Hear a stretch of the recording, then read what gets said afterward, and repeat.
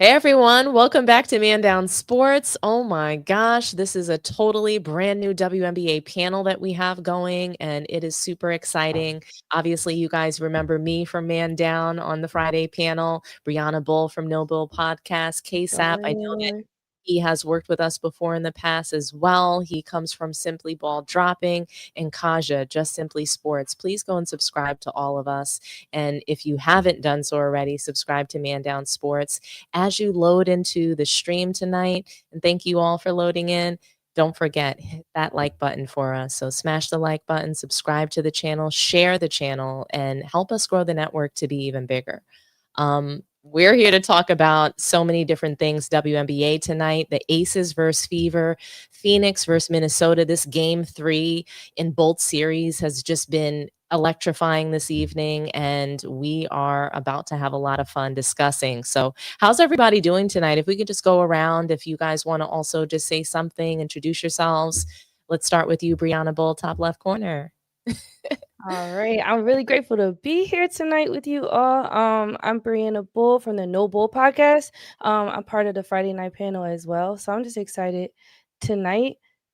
Uh I feel like Cheryl Reeves in my spirit tonight. I feel like I'm gonna bring Cheryl Reeves. I'm gonna channel my inner Cheryl. Channel your inner Cheryl, girl. You got this. How Am I about next? you? Yes, you are next. Okay, what's up, everyone? My name is Kaja. I'm from Brooklyn, New York. I'm currently right now in the Bronx, and I have a channel here as well. Mine is Just Simply Sports with Kaja. I cover WNBA, NFL, and of course NBA. So I'm excited to be here. Loving to meet you guys. I did a podcast with episode with Man Down like maybe a couple weeks ago. So it's cool to be back. Thank you so much. How about you, KSAP? Well, yeah, everybody knows, man. I'm K-Sap from Simply Ball Dropping. I've worked with Dominique. Dominique's been on my panel before. Brianna's been on my panel before. And man, shout out to my man Mel, man, from Man Down Sports, man. Like I said, anybody that's in the chat, anybody that's looking, at this live on my channel, make sure y'all following Man Down Sports. Y'all have seen Mel on my platform as well. Basically, what I do, I talk it all, man. We talk WNBA, I talk boxing, man. I talk NBA, I talk WNBA, and we just have a lot of good things going on in our community and stuff like that. So y'all get a chance, man, for all the people that might not know who I am. I mean, you can follow me at Simply Ball Dropping Podcast. I'm not hard to find. Just type in Simply Ball Dropping and I pop up. And I appreciate Dominique for reaching out to me tonight, asking me to be a part of this panel. So, the pleasure is mine. Absolutely. Thank you so much, KSAP, for joining. I know it was last minute for you, but super excited to have you here. Oh my gosh. Fever versus Aces. Any violent reactions to this game just before we get into all the good stuff? When you talk about violent reactions, like what do you mean? Are you trying to take us somewhere already? Are you talking about Cheryl, the violence? I mean, we can go down a lot of different avenues with this, but so when I watched that game, I thought to myself, okay, we had a really physical game between Aaliyah Boston in particular. I felt like she should have gotten fouled out of that game. I couldn't believe that she only came out of there with 3 fouls, but they obviously gave the Fever the whistle tonight. I mean, that was clear to me. I don't know if you guys feel the same way. And they still lost. And KSAP knows he knows exactly where I'm headed with this. So no, Caitlin Clark wasn't on the floor, but when the referees give you the whistle all night long and you still lose, it's a telling sign to me that says more about the Aces and less about the Fever or the refs or anything like that. Because when you're fighting uphill against a team, what are you going to have to do? You're going to have to try to blow them out. You're going to have to try to win in spite of that. You're going to have to triumph over the whistle. That's just the bottom line. So to me, the Aces did that tonight, and they should be able to handily win this series. Hey. So you guys think that the Fever will force a game 5? I do not think that they can unless, I don't know, the WNBA gods are just really working against the Aces. I mean, Asia Wilson had a shit game tonight. She And she didn't shit the bed, and we'll get into that, but she didn't have a great game. At So all. what do you guys think? I want to pose a question to you guys, and we'll start bottom left and work our way up and around. So, KSAP, what do you think? Will the Fever force a game 5? Oh no, Fever going home on Sunday, and the reason why I say this, doing my recap and checking out what happened and checking out the box scores and checking out the instant replays and checking out some of the footage from what happened. I look at it like this, like you said, Dominique. Asia Wilson did not have a great game, but the difference is she got pieces to pick her up, right? And if you're telling me going into this game tonight, if you're telling me that Melissa Smith would have 16 points, you would have fooled me. She played 33 minutes, right? And she was effective from the field. She was 8 of 13 from the field. And if you telling me that Melissa Smith was going to be your second leading scorer coming into this game, you would have fooled me. But we gotta give kudos to Jackie Young, man. Jackie Young has been a mainstay. Jackie Young, ever since she's been healthy, she's been flat out balling. And like you said, Asia Wilson, 13 points a night. You expect your MVP to at least put up 20. But she had a pedestrian night. But you had people to step up. Melissa Smith. Then you had Chelsea Gray. Chelsea Gray moving around the way she's moving around with them bad knees and still giving people buckets.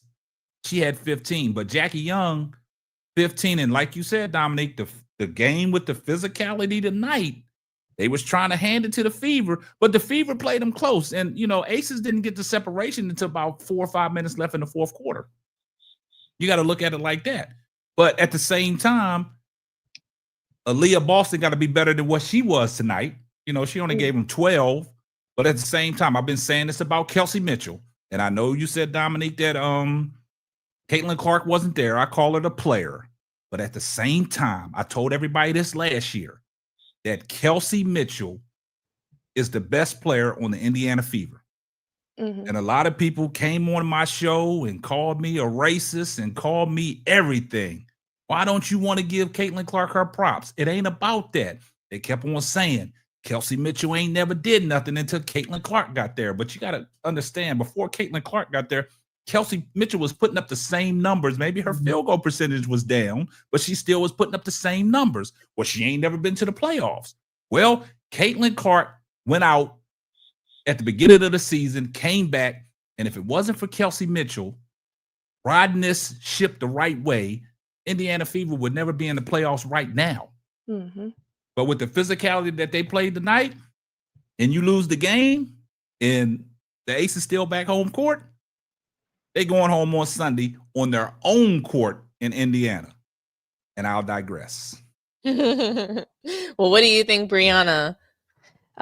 Well, first of all, a lot of things stood out to me about what KSAP said, and I want to speak to them. I'm gonna lean more towards how the Fever played as opposed to how the Aces played, because I agree completely about Kelsey Mitchell being the best player on the team, and what she did tonight was pass up a lot of opportunities to score and just to pass it to Aaliyah Boston, who ended up doing nothing with it. And I understand in the first quarter, second quarter, you saw her getting really physical with Asia, and it almost looked like she was big body in Asia, but it was just she just wasn't. It was borderline illegal. So yes, and she managed to finish the ball a couple times. But I think that with Lexi Hall coming out and getting a double-double, that shocked me. You talk about Melissa. Now Lexi, that shocked the hell out of me. And so when I look at this Indiana Fever team, I had them winning tonight.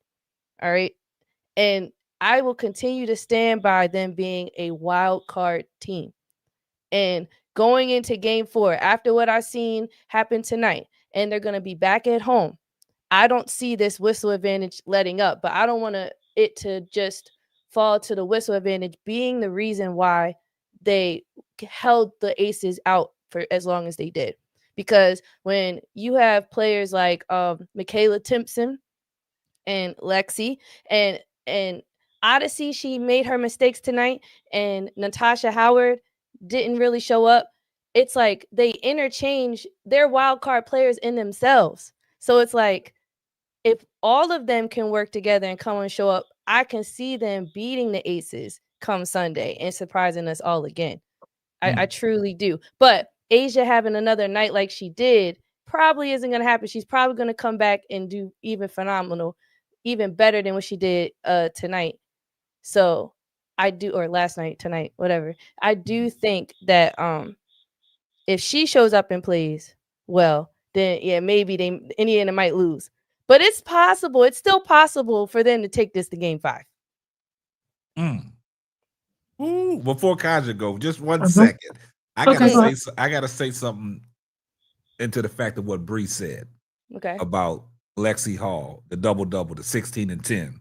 Nasty. She was everywhere. And blocks. The thing about it is, I know you say they got different wild cards, right? But I look at it like this. Game 2 was the wake-up call that the Aces needed. Because you know how the Aces finished off the regular season. They went on a wild stretch. They went on a wild run. Right. And this is playoff basketball. And like Dominique said, sometimes you got to murky the waters up, right? Physical game, you murky the waters up and you see what you can get. But then Dominique says something very important that you probably missed out on, Brianna. Asia Wilson, you didn't want to speak about the Aces. You wanted to focus on Indiana. But Asia Wilson, the MVP, the GOAT. MVP, the GOAT. She the GOAT, man. She did not have her best game. Yeah. And she had other players around her to pick her up.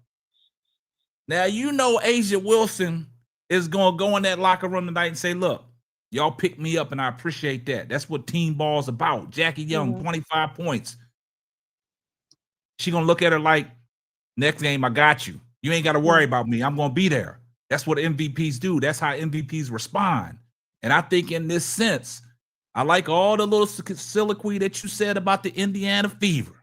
But it ain't about the Indiana Fever no more. This is all about the Aces. Because if you look at the way the Aces have played going into the playoffs, they had a lot of momentum.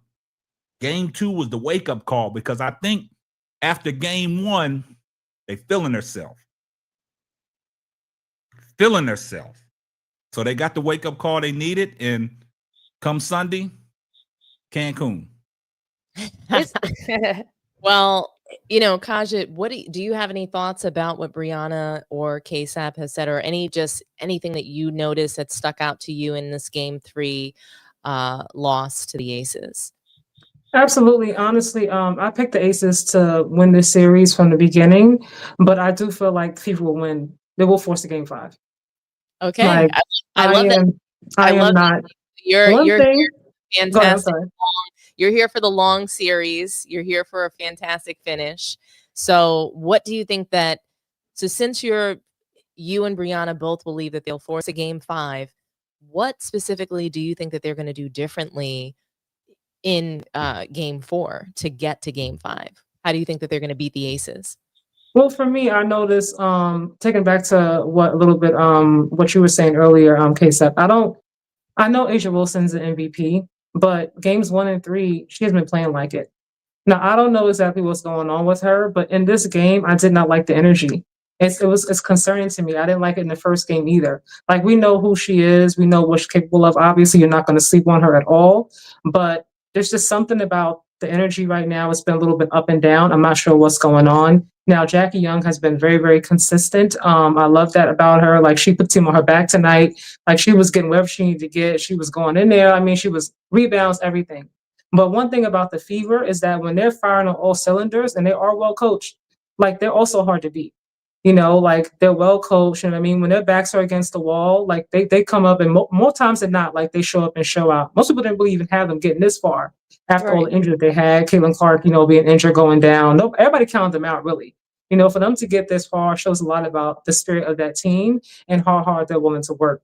Odyssey Sims did not have a great game tonight at all.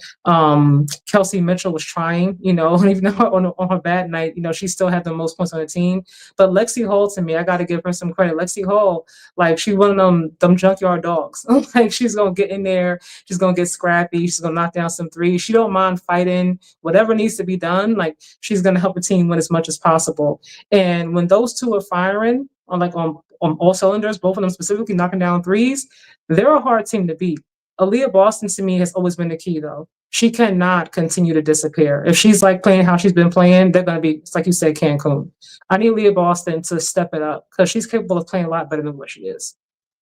I agree with you, Kaja, that Aaliyah Boston is definitely, she is the unlock for the Fever. I just don't see them overcoming the Aces. And just because when you think about their best player on the Aces, Asia Wilson, and then you think about the best player on the Fever's team, well, to me, Kelsey Mitchell is their best scorer, but I think that they can't win without Aaliyah Boston. So those two players have to be doing something. I mean, even if Kelsey Mitchell has an off night, if Aaliyah Boston can be activated, then they can still win that game. So I agree with you that for sure, Aaliyah Boston is that unlock. But I mean, Asia, when you have Asia Wilson, you have Jackie Young, you have Jewel Lloyd coming off the bench, she can hit a clutch basket for you guys. I mean, it's just, to me, I don't see how they can possibly overcome the Aces, but it is a big question mark as to whether or not they'll force a game 5. And so I'll pull up the box score and the team stats to see if there was anything in particular that we notice in this that might change our opinion heading into game 4. Let's pick up what you said for a quick second. When you said you didn't see how, like, for me, Michaela, like Timpson, I don't think she realizes just how good she is yet. Like, she gives Asia a bit of a hard time because of her length in terms of Asia trying to go around and get like that fadeaway jumper that she loves to do. You take Aaliyah off of Asia, put Michaela on her, and let Aaliyah go to work. Because when she's down there in the paint using that big body, you cannot stop her. She's she's hard to stop. But I like Kaja, that idea, but think about the play. Like, I just think the Aces have too many guns. Megan Gustafson, am I saying her name correctly? Yeah. I remember the panel on Simply Ball Dropping talking about her like she was a dog. And you move her to the Aces, and look how much better she shows up on that team. Yeah. So they just have so many weapons that they can just bring out of nowhere that you're not expecting, I think, to detonate on the Aces. The Fever, they are scrappy and they do have a good team. And quite frankly, I feel two ways about this series, guys. So I care about basketball, obviously, and the basketball in me wants the Aces to advance in the series. They should. They are the better team. But I mean, I can't help but hope secretly that the Fever advance to the finals. I predicted them to go to the finals prior to yes, I predicted them to win the Commissioner's Cup. I predicted them to go to the finals without Caitlin Clark. Okay. Okay.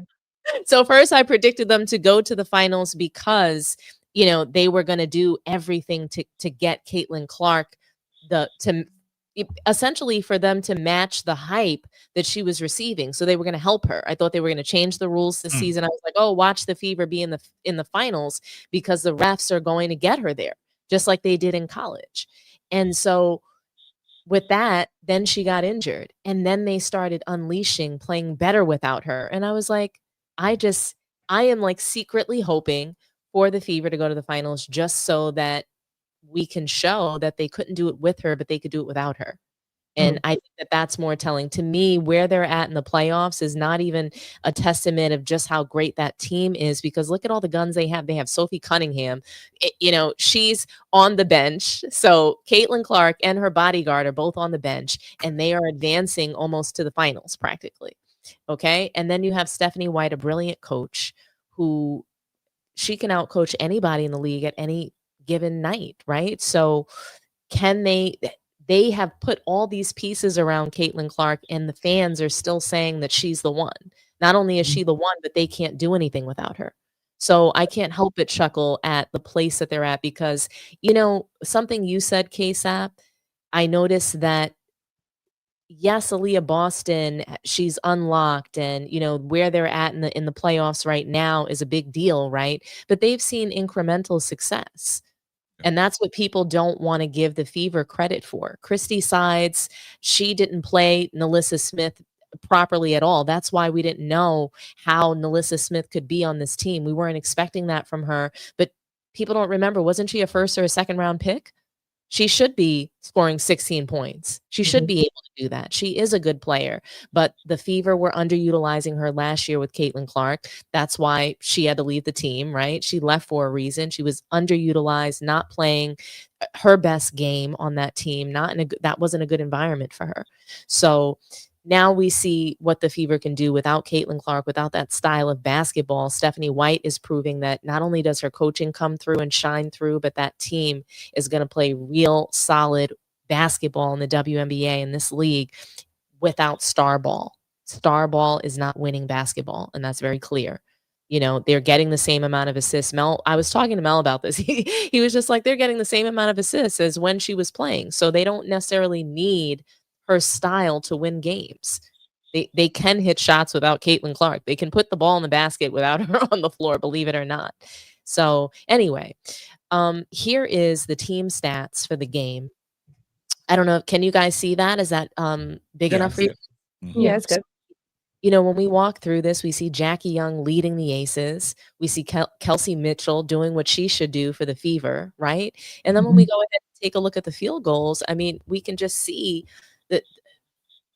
I mean, obviously, one team shot better than the other, right? Look at the percentage. Look at the differential in field goal percentages. Then when you move down to three-pointers, I mean, it just, when you take a look at this game, there were a lot of things that I would say that the Fever did right. They out-rebounded the Aces, and they still couldn't win the game. Yeah. Well, it looks like one of the main things that hurt the Fever was their inability to score at the free throw line. Free throws are so important, and even getting to the free throw line is important and a great skill that should be celebrated. But 61% at the free throw line is not going to do it for any team in the playoffs. But they both didn't make them. They both didn't make. So like the Fever got to the line more, didn't hit them. So they had more opportunities to shoot free shots and they missed. So I agree with you. You can't miss those shots. Those are free shots. They had an opportunity there and they missed it. I mean, 61%, that's not a formula for winning. And again, they didn't assist the ball very well. They didn't do anything very well except rebound. And you would think that would have helped them because they had more opportunities on the offensive and defensive glass, and they weren't able to capitalize. Yeah, I totally agree with that. But I'm gonna go back to some of the things that you said, Dominique, about the Indiana Fever, where you were saying that you predicted them to do this. See, a lot of people probably would agree with everything that you just ran off, because a lot of people wanted to see and choose Indiana to win without Caitlin Clark. And for the reasons that you said, it's kind of strange, but everybody was hoping that if Caitlin Clark don't come back, Indiana get there. What does that say about Caitlin Clark? And then I'm going to go to some of the things that Kaja said about Michaela Timpson. Michaela Timpson don't know how good she can be. And with Michaela Timpson, I said this earlier in the season with some games that Stephanie White brought her in. When she came in, she muckied up the waters. You know what I'm saying? If you can mucky up the waters in playoff basketball, you're going to be successful, because, you know, playoff basketball slows down. You got to have somebody you got to have the lunch pail kids. You got to have the kids that come in there and put their hard hats on and start doing stuff that people don't expect you to do. But another thing that Kaja said about, and Bree said about Lexi Hall, can Lexi Hall do this 2 games in a row? Can she do what she did tonight and do this on Sunday? We'll never know. But then, like you said, Dominique, about Asia Wilson, and Kaja, you said it too. The first game 1, she played pedestrian. They lost. Game 2, it was a wake-up call because they got their stuff in order. Then they go into Indiana and they win. So now I just think they got that momentum, knowing that she can play better. But do you expect the MVP to have, out of this series, to have 3 bad games? I beg to differ. So Sunday, she going to come out, boots on the ground, and I think this is going to be one of them games, and I'm going to go out on a limb and say it. I think the Fever get blown out. I agree with you. They won the first game. They got blown out the second game. And I think when you know how to play teams that might have a favor of a whistle, you're going to come out ready to blow them out because you know that that's the way to win, and that's the way to win the game handedly. So I do want to point something else out. I think we can skip the box score because we talked a lot about what we saw on the floor. Asia Wilson in the fourth quarter, guys. I mean, when you take a look at Asia Wilson in the fourth quarter specifically versus the entire Fever team, she made 50% of their shots. So, yeah, she only scored 13 points for the game, but I think this is the reason she got it going late, but what they can do and what they can rely on is to give Asia Wilson the ball, and she's going to perform in the fourth quarter. She's not going to come up super short. And not only that, I think what it says about her is that not only is she going to score in the fourth quarter, you can give it to her in late game situations. I mean, she is the go-to player. They run through Asia Wilson. And I can't imagine when you take a look at this, she was cold. She couldn't get her shots off, but she pushed through in its fourth quarter. She doesn't give up. She's very resilient. And I didn't like her energy. I agreed with you, actually, Kaja. I think that her energy was that she didn't have the whistle. She knew she was playing uphill, and it deflated her.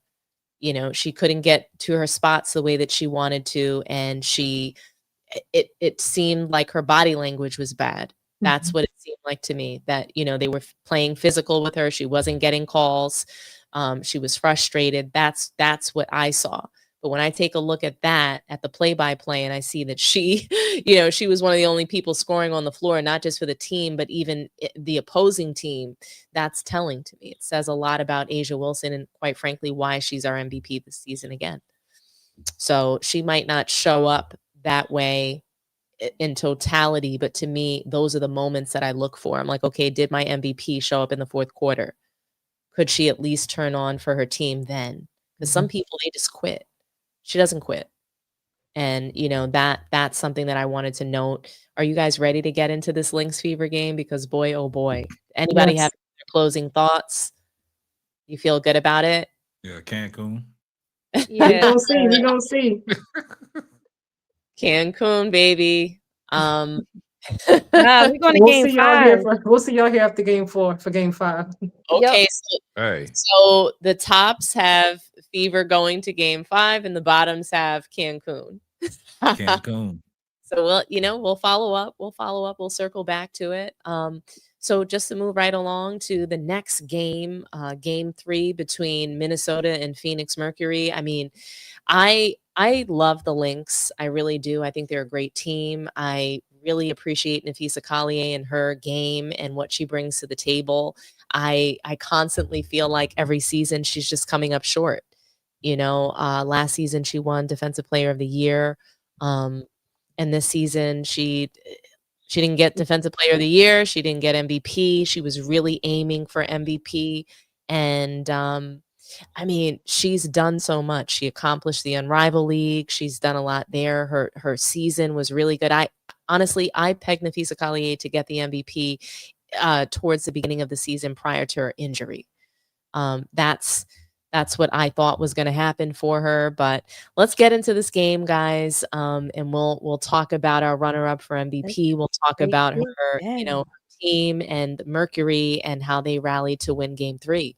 And now, it begs the question, can the Lynx force a game 5? So we can jump right into the team stats and talk about what we saw. So here we go. Here's some team stats. They had Heidemann. The Lynx had Heidemann as their leading scorer. And I just think that that's the first problem right there. So is there anything alarming to you guys out of the team stats? Let's start with Kaja, and we'll work our way around. All right. I'm trying to make sure I'm seeing the stats properly, but I watched the whole game, so I'll just speak from next. I don't want to be like right in the camera trying to see it. Yeah. Oh, yeah. We can take this right off, and you can just...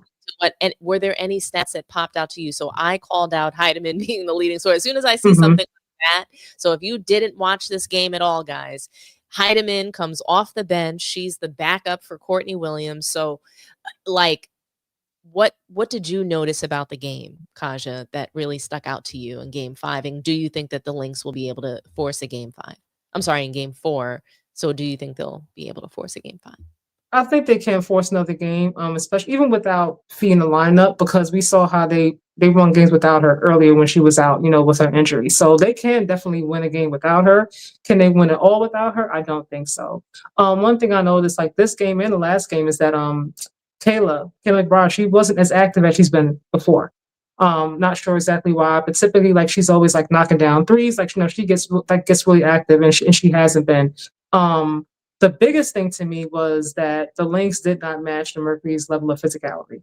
I mean, from the beginning of the game, the Mercury were very, very physical. They are known like for that's like their identity. Like they're a very, very physical team.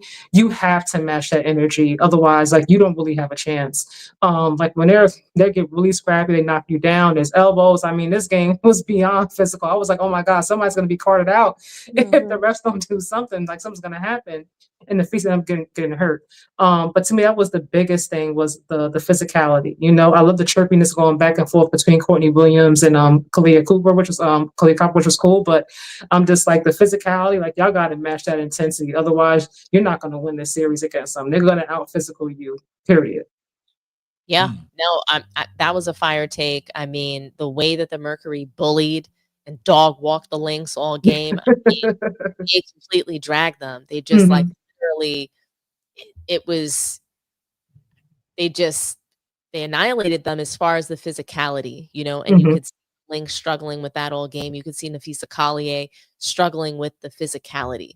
And I've spoken about this with Mel. We've chatted about it in the group chat.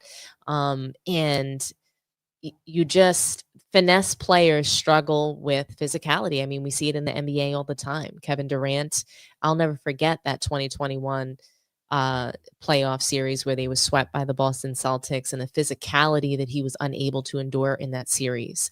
So what are your thoughts, Brianna? Do you think that the Lynx are going to be able to force a game 5? Any reaction to what Kaja mentioned as well? Yeah, I think for the physicality, I completely agree. And what hurt them with the fouls, it wasn't just like, the key top players were getting fouled. It's that because Phoenix is so physical, it oftentimes forces mismatches for other teams. So we saw like Fee had to move to Satu, and I just think it was positioning them different. Like at one point, I think Courtney Williams was on Satu, and she got called for the foul. So when they couldn't match up physically, I saw them struggle defensively. And typically, we don't see the Minnesota Lynx team struggle defensively. They're pretty sound. So it was hard to see them in that capacity. And then also, I'm curious why they decided to move away from Jessica Shepard here in these playoffs, because I always thought that she brought physicality, length. Like I thought she was a solid player. So I'm really confused why they decided to go with, is it Sladava? Sorry, girl, totally butchering your name. But she to me isn't a player that I would. I mean, she's big. She had some good finishes at the rim. But I just didn't understand the angle they were trying to go with that one. And overall for the game, I do like when Heidman comes off the bench and they keep Courtney Williams in, because Courtney is in this new position of being a point guard, and she's doing really well. But I like when they bring Heidman out and then you can move Courtney to the 2 for a little bit, when they have them both the stud buds in there together. So I do enjoy that. I think this is the best series out of all the semifinals, these two teams. So I've enjoyed watching them go. It's like a rivalry. They go at it. They get tough. I really like when Bridget Carlton did her little chest bump on Satu. They definitely bring in the entertainment, but I don't want these ladies to get hurt. So I don't want to jump ahead on the malpractice accusations, but it was a solid game and I enjoyed watching it.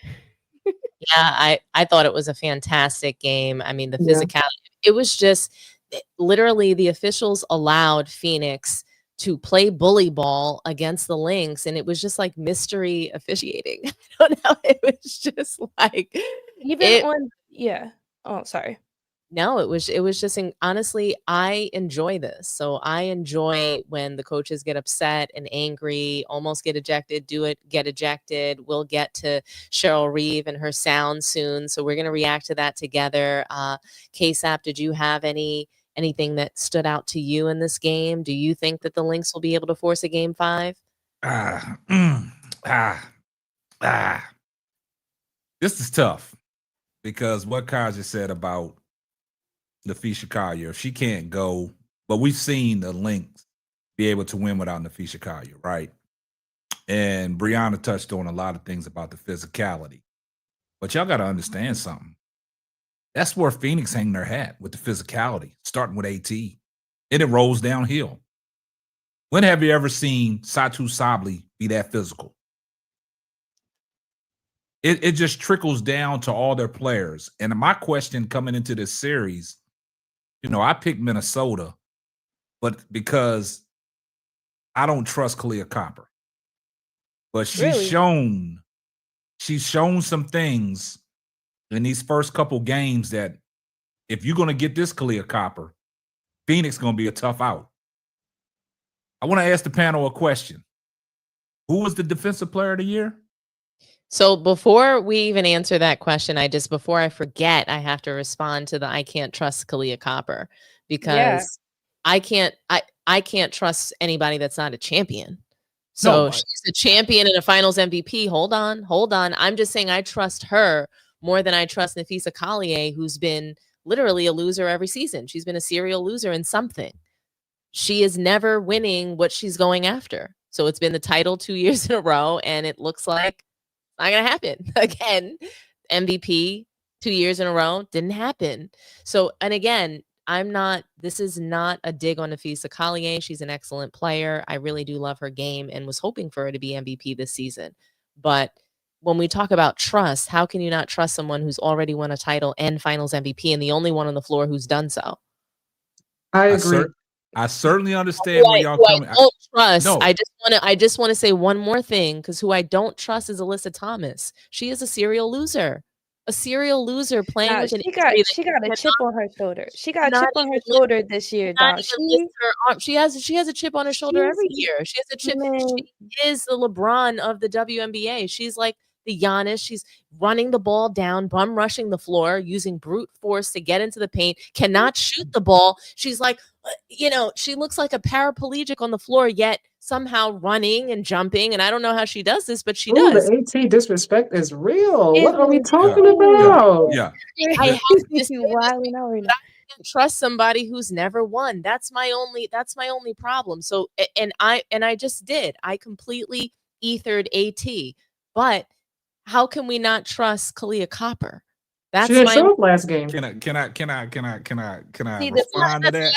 But she's still a champion. But can I respond to that? In the past, nobody else on the floor has won. That's all. But that was a few years ago. I'm sorry. Go ahead. Can I respond to that? The floor is yours, KSAP. Kalia Copper was a champion in Chicago, right? That ship has sailed. What we've seen from Kalia Copper all year long, the inconsistency. Yeah, we understand that she's a champion. My thoughts going into this series, saying to myself, I can't trust Kalia Copper from what I've seen of her all season long. Okay. That's where I broke it down to. But if we get, and I just stated when I did my little soliloquy, if we get this Kalia Copper that's been playing right now, Phoenix will be a tough out. You talking about you can't trust AT. AT been doing this all year long. I understand this is playoff. I understand this is every year. But hold up. No, she don't do it. She don't. Hey, she triple double. No, she didn't go on no hysterical run these last couple years. This year she's been on she's known for the triple doubles, though. This is what she's known for, and we're glorifying losing. It doesn't lead to winning. Look, she got a chip on her shoulder because she feel that she was robbed in this MVP discussion, in this MVP thing. AT. She was my MVP. She was my MVP. Listen, AT. I can trust AT because AT been bringing it all year long. You saw what she did game one. She's been bringing it all year long. All year long. Listen. Look, I hope they go to the finals. I hope they go. Dominique, you basing this on because Kalia Copper is a champion. She was a champion with the Chicago Sky. That ship has sailed. Let that go. What I'm basing it on is that Kalia Copper's not walking back into the building no time soon. basing it on is the history also of the other players on the floor, not just Kalia Copper. So Kalia Copper has the best history on the floor out of the rest of the start players. somewhere. You got to get over the hump sometime. You do, and I'm waiting for. But the way you just talk spicy about AT, you just talk spicy about AT.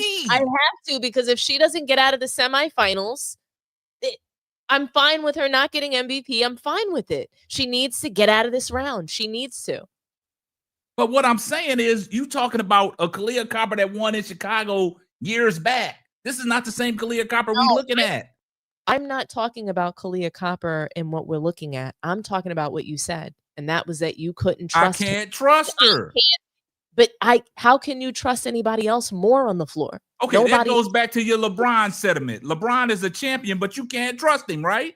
I never could. I don't trust him. But he's a champion, so make it make sense. Kalia Copper's championship is not manufactured. We don't manufacture rings. So LeBron's championship is manufactured. Yeah. Come on now. Come on now, Dominique. Stop. Yeah, Stop. You can't have it both ways. You can't have it both ways. Yes, I can. When you manufacture and orchestrate a championship versus earning it, these things are not comparable. They're not analogous. So he manufactured a championship when he went back to Cleveland. He manufactured that. Of course. Oh, come on, Dominique. Come on. You gotta take the hate out of him, man. Take your heart. Look, be real. Come on now, Dominique. There's no hate in my heart. If you think that 2016 is a championship that you want to trust Kalia Copper. I trust Kalia Copper more than LeBron James. I trust my dog more than LeBron James. Okay, that LeBron just catching all kind of strays. Yeah. I don't know what's going on. It's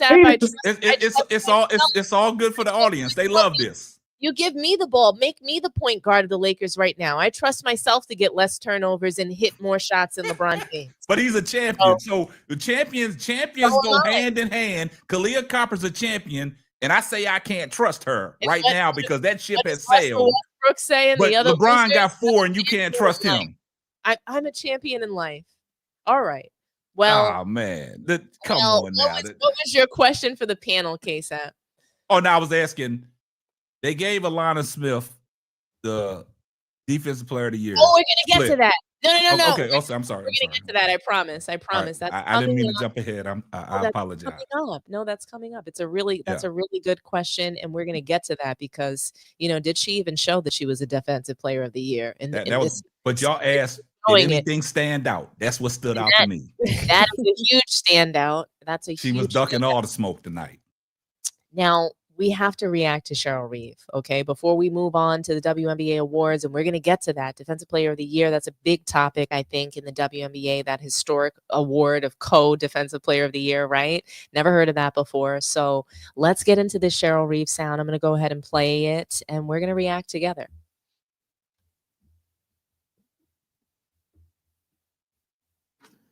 And we talked about how dangerous it can be. You're hearing it from the other series. You're hearing other coaches. You're hearing Becky talk about when you let the physicality happen, people get hurt. There's fights. And this is the look that our league wants for some reason. We were trying to play through it. We tried to make excuses. One of the best players in the league shot 0 free throws. 0. And she had 5 fouls. 0 free throws. Got her shoulder pulled out and finished the game with her leg being taken out and probably has a fracture. And so if this is what our league wants. Okay. But I want to call for a change of leadership at the league level when it comes to officiating. It's bad for the game.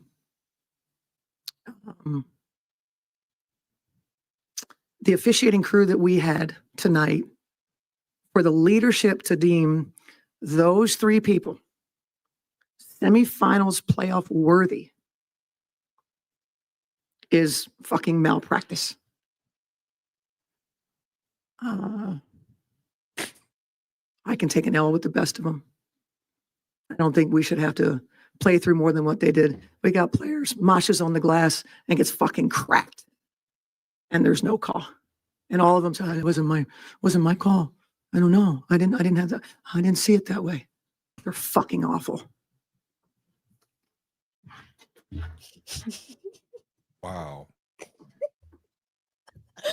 Honestly, when I watched it, I literally, the thumbnail is her. That's her in real time saying that. Okay. And I was laughing so hard at the end of the game. She makes me laugh all the time. Her outbursts, literally, she sends me rolling on the floor. To see that Like, old lady, well, I don't want to do ageism. I'm sorry. To But see her she's getting held back like she was about to fight somebody. Yeah, did you see when she Who stormed was off she the about court? Yeah, to she wasn't gonna fight? fight. No, that They- lady, it I took think that lady 5 just put people her to hold arm her on her back. like to console her a little bit. She wasn't aggressive toward her. She just flipped out, and you could read her lips like, fuck. Like, I'm like, It was like wow. 5 people to hold her back, and she's Yeah. still trying to. That she was went blood. But see, She that's what I'm talking about. Like I think we discussed this earlier, man. Ain't that conduct detrimental to the whole WNBA as a whole? So what I think about her conduct and so I think that it's less detrimental to the WNBA as a whole and more just indicative of complexion protection. I think it's more of, okay, she is a certain kind of woman, so she's allowed to be passionate. You know, if Angel Reese got up there post game, if, you know, any one of the other kinds of coaches got up there post game and used that kind of language, just throwing around all those F bombs, we would, we would be hearing how bad they were, how wrong they were, how aggressive they are, and all different kinds of things. So, I'm disappointed in her behavior because it's just like, to me, it's a sense of entitlement. Why do you get to behave that way and nobody else? Man, and what you just said, Dominic, about Angel Reese didn't even drop the F-bomb and got suspended for half of a game. Exactly. And Cheryl Reeve, there'll be no consequence for her, if there'll even be a fine. And then you shooting right at the referees. You know what I'm saying? It should be some kind of, fine, acting that way toward the referees and saying what you had to say. But like you said, Dominic, me personally, I don't think, because we talked about it, I don't think it's going to be no consequences for Cheryl Reeves. I just don't think. It's a double standard. You know what I'm saying? That you can't have it both ways, and that's what I don't like about the WNBA. And if you notice, I'm take y'all back, and Kaja and Bree, y'all probably will understand what I'm saying. This, you remember the game Tyler Marsh got ejected for running out on the court? It was a bad call, and he was on the court for like 2 seconds, and they got him out of there. They gave Cheryl Reeves a long leash tonight for her to show up and act up on national television in front of millions of people watching, and they gave her the long leash, and it just escalated. She ran all the way out to the free throw line and met the ref. Still didn't get a tech. Yep. She didn't get a tech until it was like the ref, like, at this point, I have to do it because you're still out here. Yeah. She was in the ref's face. As soon as Tyler Marsh came off that bench, teched up, get him out of here. Cheryl Reeves had a long leash, and they let it play out, and that just spilled over to the end of the game when she was still pissed off. She walked off, and that fan and she cussed the fan out. So like you said, Dominic, I don't think there's going to be any repercussions towards Cheryl Reeves. I think that she thinks she's ahead of everybody. She's above everybody, and it's just, I don't agree with it, but I have a huge problem with what she did, KSAP, just because no one, like I said, no one else is allowed to have that behavior. She just got out there, and to me, everybody else will get fined for this kind of behavior, right? With the refs and things like that nature. But it's just kind of like an air of, I can do what I want. I can do this without consequence. I'm just so passionate, right? Whereas everybody else is going to be called disrespectful, aggressive, etc. And also, like, who does she think she is calling for somebody's job? Why do you think that you get to do that? That's what I want to know. whoever the leader is, you're calling for a leadership change at the league level. Who do you think you are? Why do you think that this is the way to call for a leadership change? If typically it's the commissioner that has to decide. So if you're calling for the commissioner to change, the commissioner is not going to decide to step down from their role. Yeah. That's not how that works, right? It's kind of like the judge in a court system. Like they decide if they're going to recuse themselves from the trial. The commissioner is not stepping out away from that role. And to your point, they're almost making it worse by doing that in the public instead of going to the leader. Go to your leader and say, hey, these changes need to be made. Have the discussion behind closed doors instead of criticizing your leadership in public. That's not something that you should do. It's, to me, less about the team and more about, okay, if I have a direct supervisor, me giving them feedback in front of a room full of people or in public, that's not going to be received very well, and I'm probably not going to get my way at work or anywhere. And what I notice in the WNBA as well as the NBA, this isn't a real job to them. This is not, it's supposed to be professional sports, and they do not behave professionally. And it's always okay when certain people behave unprofessionally and not when others do. And that's the issue that I'm having here. What is with all the Cheryl Reeves hate? Honestly, I'm not mad at what she did. Not one bit. Now she could take away the F-bombs, in the interview, I get that part. But I love a passionate coach who stands behind her players. And how come we always hold the players and the coaches accountable, but the refs get to just have the most egregious calls and nothing happens for them? They're never held accountable. There's never any fine. I never heard about them being suspended or anything like that. It's just always, well, you get fined. Sophie Cunningham's getting fined for what she said on her podcast. I'm like, why is the ref not being held accountable at all? That to me is just what's the most crazy, because the officiating this season has been really bad. It's been very, very inconsistent throughout the entire season. There's been a lot of complaints from pretty much every single coach. Almost every player's had a complaint about it at some time or another. And while I don't think what AT did was intentional, it was a foul. Yeah. It was a foul. And when you think about, I'm pretty sure it might be layers to it because she really believes that Nafisa is the best player in the league, and she should have got MVP last year, and this year she didn't get anything at all, which is even crazier. She should have got something. I think it's layers to it, but also at the same time, when you have someone who has a history of being outspoken or aggressive, they're not going to get judged the same as somebody who doesn't. Like Draymond doesn't get called the same way somebody else does because we know how Draymond is. So you give him a little bit more of a leash. You know what I mean? Tyler Marsh has been pretty much a punk the entire season. I mean, he said absolutely nothing at all. And all of a sudden now, when the team is about to be done, I agree with that. They were like 8 and 32 at that point. Now all of a sudden, here's your big boy pants, and you're running on the court, and you want to talk to the ref. Yep. No, go have a seat. You can get off. It's too late now because I don't have time for your foolishness. Like, what was this energy all season long? I'm not here. I'm not buying it. Go have a seat, sir, respectfully. Yep. But Cheryl Reeves has always been like that. Now she may feel like, hey, I'm Cheryl Reeves. I can do what I want. I don't know, but she's always been like that. So when she's always like that, sitting with an aggressive team, when you've been aggressive, they give you more calls because you always play aggressive. Like there's just that history. So I'm here for her passion, though. Kaja, I want to be clear. I do want to be clear. I love Cheryl Reeves' passion. I just don't like what she did tonight because nobody else is allowed to do it. And that's that. And I always have a problem with those who behave in a way that's unprofessional because they can. To me, it's an abuse of power. If you're willing to do that, then what else are you willing to do? Just because in this case, she was defending her player, her team, in what other areas is she willing to act out because she can? Is she that person in a restaurant that is just rude to the, to the wait staff because she can? And I'll never forget that clip of which player did she have on her team? She didn't want to sit next to them on the plane, and she did this like weird, shady thing. Did you guys see that? No, it wasn't Derek. It wasn't Danica Hamby. I have to look this up. But there was an incident on a plane, and she just, I don't like when people do certain things because there's a clear disparity. I mean, you'll see other coaches, they have to carry themselves a completely different way because that will never be tolerated from them.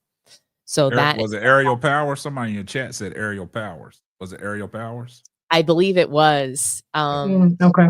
Plane, and she was just like, please don't let her come and sit next to me or something like that. Or she was just like, oh, she has her wife changing her seat. Like she made her wife sit next. It was just like this whole weird, funny thing. And it was just weird, but it told me a little bit more of what kind of person she is. Well, here's the thing. When it comes to the WNBA though, the accountability that they hold for all players, like Sophie Cunningham, who makes the comments about the refs, the fines are laughable.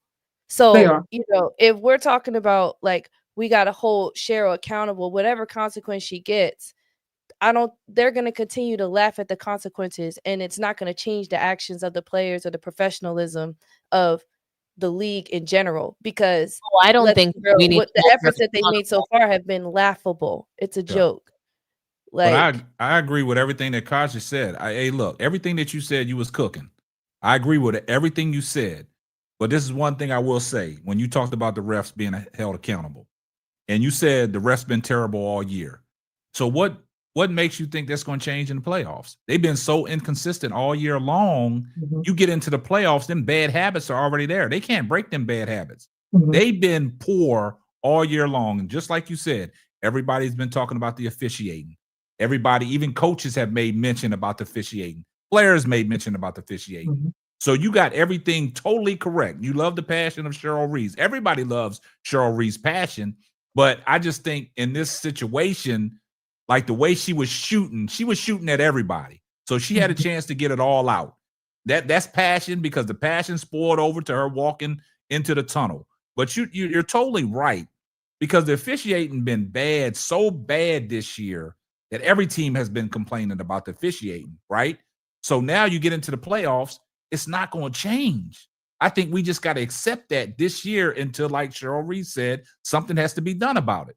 But y'all go back to last year when Minnesota. That's interesting though, KSAP. Don't you think that's a little interesting that the officiating and the coaching have not caught up to the increased physicality? They didn't expect this. By the way, they didn't expect this. They wasn't ready for this, because these women, some of these women in the WNBA, they are physical. And it's not just the man's game. The women's game is physical too. These women like to get down and get dirty too. And my point was, you go back to last year when Minnesota and New York played in the finals, right? Cheryl Reeves pulled this same tactic last year, talking about the officiating. Her and Sandy Brondello talked about it, right? And this is what happened. When Cheryl Reeves made an emphasis about the officiating, that next game they came out and won. And then Sandy Brondello started complaining about the officiating, right? And then they won. So I think this is one of them tactics. I think this is one of them tactics that Cheryl Reeves, in a game like this, it was lost. She just blew up.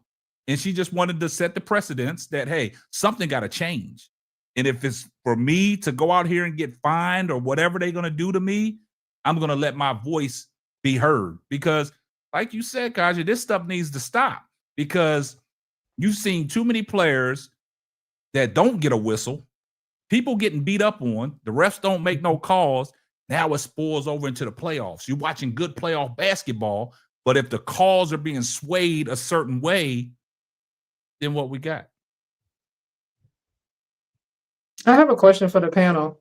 Right now, we're seeing a lot of coaches get to the playoffs and they're not getting over the final hump, getting to the finals and win the championship. We saw Seattle Storm, Naomi's out. Sandy caught me by surprise. She's out after winning the only championship last season.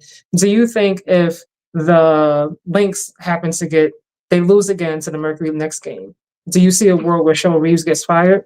We talked about that. I don't, me personally, if you're looking at it because you just fired a coach that's just coming off of a championship, right? You get bounced out in the first round. Now you got Christy Sides in this not Christy Sides. You got Cheryl Reeves in this same position. Got a chance to get Minnesota back to the promised land to get them over the hump. And if you fail 2 years in a row, if you're looking at it, she should get terminated. She should get the X, but it's not going to happen. Think about it, though. Think about it. I mean, how does she get fired when she's married to Carly Knox? Are they going to fire her too? That's what I'm saying. She's the general manager and all this. Yeah. I mean, so, you have to wipe out the organization, which I think is a little bit harder to do. And I mean, these women don't make as nearly as, I mean, they don't make that much she money, ain't going right? nowhere. So it's She ain't going it's a nowhere. little bit harder to fire them, believe it or not, because they Yeah. don't make much money. So they're not just walking away from their jobs. They probably have to follow the policy and procedure a little bit more closely. But I was not shocked about Blondello at all. I was not shocked about Sandy Brondello at all. Wow. I was actually excited, happy. Wow. I was calling for her firing for the last probably 2-3 seasons. Come on, As- Dominique. Wow. You in New York. You represent. Come on, Yeah, Dominique. Don't but do that. I can say why. I mean, when you play with pure incompetence, almost like Steve Kerr, that's who I thought I was looking at. I'm like, is she Steve Kerr? What the hell is going on? You're playing your best player on the floor. Chip. No, Steve Kerr. She didn't get them a chip. She coached with incompetence last season in the finals. I thought they were going to lose. They didn't deserve to win that finals. They didn't deserve to win that series with her coaching. No. The same reason why they didn't deserve to win last season is the same reason why they lost. Her incompetent coaching, playing 5-man out, playing your best player on the floor and Jonquel Jones away from the basket, no plays for her. She barely got the ball, couldn't get in rhythm. Okay. And you cannot play her away from the basket. So when you have a serious size advantage over the Lynx and you're playing your team away from the basket, you deserve to get fired. And she should have been fired last season, but they won the title, so they couldn't do it.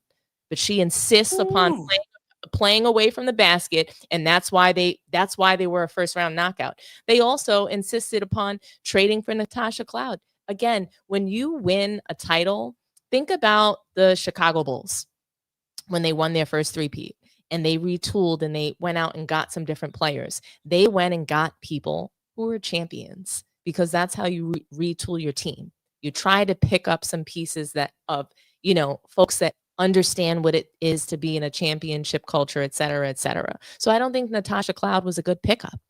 I think New York thought they had enough. Well, they didn't retool properly. That's one. I don't think that she was a great fit. And then her coaching is effing awful. No pun intended. Well, but I gotta respect your opinion. Gotta respect. Get fired, and it's just like Thibodeau. People are comparing her firing to Tom Thibodeau, and it's the same. He deserved to get fired too. If your boss tells you, how many times? Let me ask you, how many times, KSAP, do you get to, be insubordinate at your job? Can't do it. If you're a leader of people, how often are you accepting insubordination at your job? If you tell someone, hey, you need to give the players more of a rest, if you have the player on your team with the best time and attendance in the history of the sport that is asking for a break, what is wrong with you? That's incompetence and you deserve to be fired. That's mismanagement. You have to be let go. If you're insubordinate multiple seasons in a row, Brondello was told not to continue the 5-man out. She had to be. And if she was told to do that, let's say that there was an agreement of that was in order to make Sabrina Ionescu look good in the offense. She went 1 for 19 in that last game. They won in spite of her poor shooting, in spite of Brondello insistent upon getting the ball in her hands when she shouldn't have been shooting. So she wanted to continue to make that work. Sometimes we just want to make fetch happen, and she couldn't make fetch happen, and she got her ass fired. But still, and they played with a hampered Breanna Stewart, so they was banking on these players being healthy, and Sabrina Ionescu not going 1 for 19 like you alluded to in the last game, but they still won. And what got her over the hump? She played Jonquel Jones the same way last year in the championship. She played her on the outside. She played her out there. They had to win in spite of that. What is the purpose of playing her on the outside when they had So you don't think Sandy Brondello's a good coach? No, she was awful, and that's why she got fired. Wow. And I respect it. Around in the WNBA, they don't give people contract extensions. Hopefully, that coach with incompetence, like a JJ Redick, can't play his bench and gets a 4-year extension, can't make any adjustments, gets knocked out in the first round, and somehow mysteriously gets a contract extension. So Brondello she, to me, lasted a little bit longer. They gave her another chance. They gave her this season. She couldn't repeat with the same game plan that she used last season that won in spite of that game plan. And good players can win in spite of. And also the Lynx can choke. They can make poor decisions down the stretch. Tyler Marsh still has a job. Yeah, that's so there's no reason why Sandy should not still have a job. But that's how the WNBA works because of their organization. The WNBA isn't consistent throughout the league. They have to be consistent within their organization. So if you work for a company, Pepsi doesn't have to run the way that Coca-Cola does. They're competitors, right? So they have their own organizations and, you know, people work for people. Hopefully that is going to be, you know, the motto, right? Hopefully they're going to have some sort of ethos, some sort of good values, but every organization is going to run differently. And as long as you have your policy and procedure and run consistent in that, that's what I'm looking for. How does the organization run? What are their values? And are they being consistent in their values? And it just seems like the leash is a lot shorter for the women versus the men. Yeah, look at Noelle Quinn. They got her up out of here. I mean, look at the Mercury coach. He still had, like, he gets to the same place and gets eliminated. At what point? So again, you could be that could be very well true, Kaja, that the men have a longer leash. I mean, Brondello has also been the coach of the Liberty for over a decade.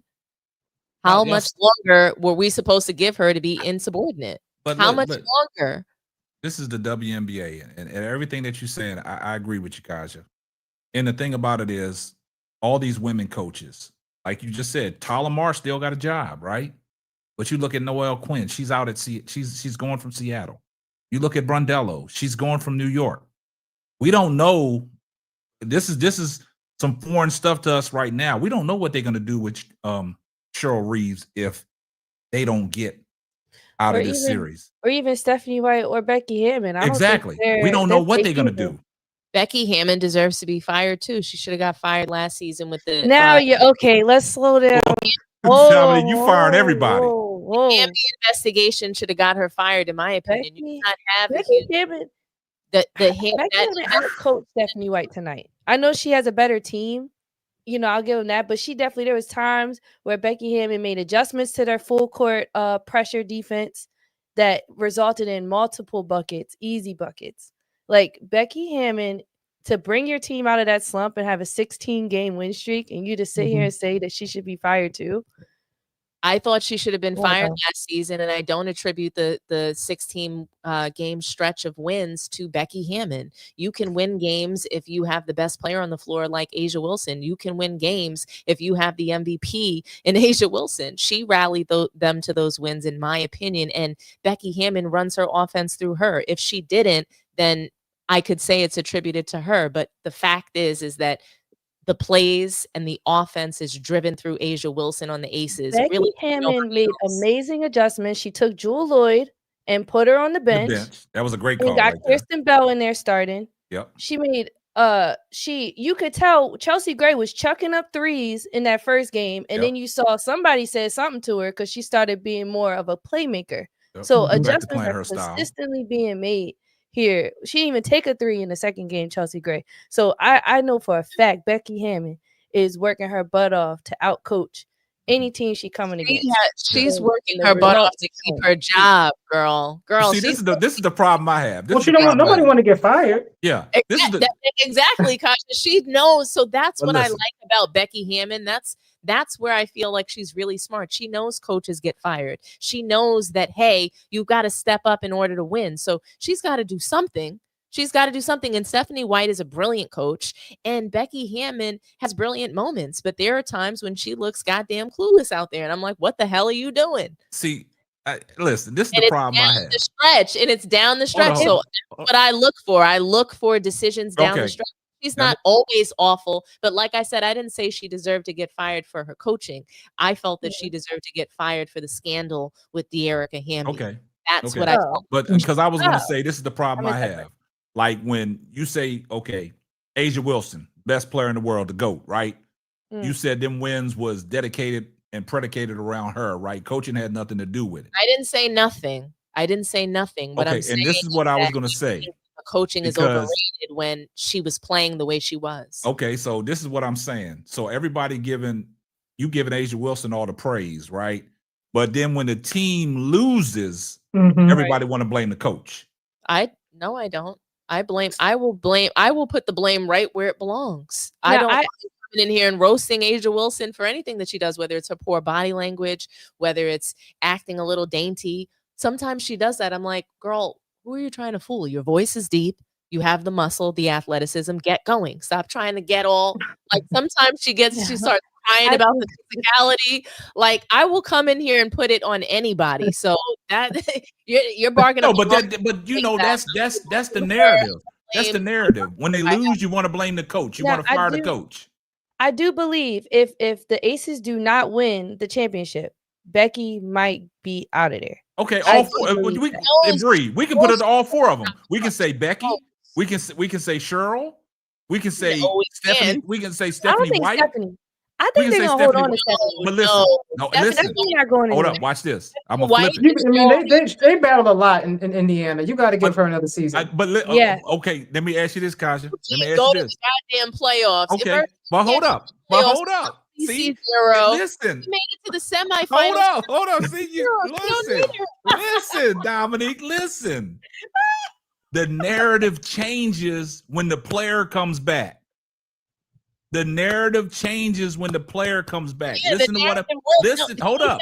Narrative will change. Listen what I'm saying. With Stephanie White. They're a Listen. lot worse when she comes Oh, back. I my. know, but listen, Stephanie White got back to the great coach she was when you eliminated the problem. She started coaching. Now, when the player comes back, you know what the narrative is.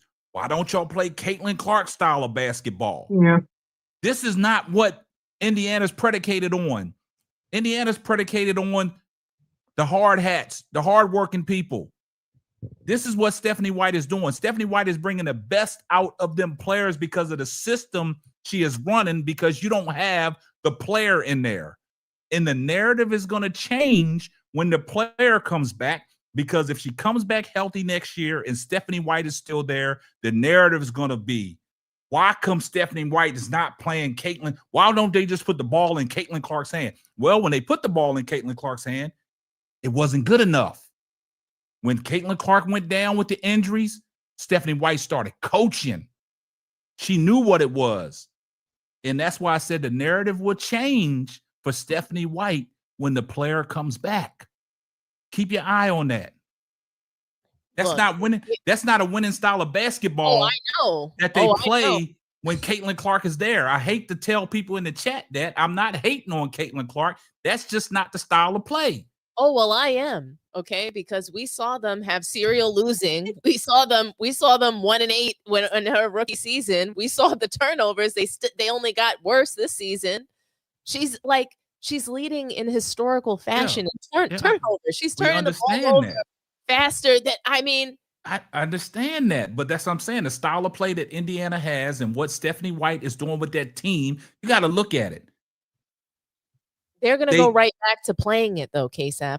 And that's going to be the issue. That's going to be the issue. Keep your eye on that. She'll come back, and if Stephanie White doesn't play her the way that she's directed to, she will get fired mid-season. Now you feeling me. Now you feeling what I'm saying. That's what I'm trying to say. That's the point that I'm trying to make. Stephanie White is an exceptional coach. She knows how to coach. Mm-hmm. She's coached on high levels. She's been with the NBA. She's been all over the place. The thing about it is her coaching style with the team she got, it fits. But you know what they say, addition by subtraction. Mm-hmm. Now all of a sudden she comes back, and what you said, Dominique, if she don't play it the Caitlin Clark way, what's going to happen? She gets fired. I mean, look, she's going to get fired. So here's the thing. She has to put well, I call her CC0. She's got to put CC0 in the position, right, to get the points, the rebounds, the assists. If she doesn't, she's going to get fired. But what happens is we are putting her in that position to play the point guard role, to rack up the points, rebounds, and assists. And look at what she's doing with it. She's fumbling it. She's turning the ball over. She's being forced to be pulled and put on the bench in the late game. In the crucial moments. You know what I'm saying? She can't play defense. Exactly. She can't defend, right? So what, to me, they're proving it. They're proving it. She hasn't been playing. They've been playing better without her. Then she's going to come back, try to go back to her style of play to get the stats. And then maybe they'll make an adjustment that they'll force her to play a certain way. Then her fans are going to start crying that, oh, this is not the basketball we want to see. So you want to see her turn over the ball, I guess. I don't know what they want to see, because we're giving her the style that she wants, and she's still not performing. She's still not matching the hype. Yeah. And so that's part of the problem. But I mean, we can dig further, because we can talk about the WNBA awards and whether or not we felt like there was a clear-cut winner of the MVP. I know that Bree's got some really, probably some interesting thoughts surrounding that. Kaja, I'm sure you've talked about this on your channel as well. KSAP, I know you cooked on this. So let's just chat here amongst each other about what we think about the WNBA award season this year. And, were the MVP and the Defensive Player of the Year winners the clear choice?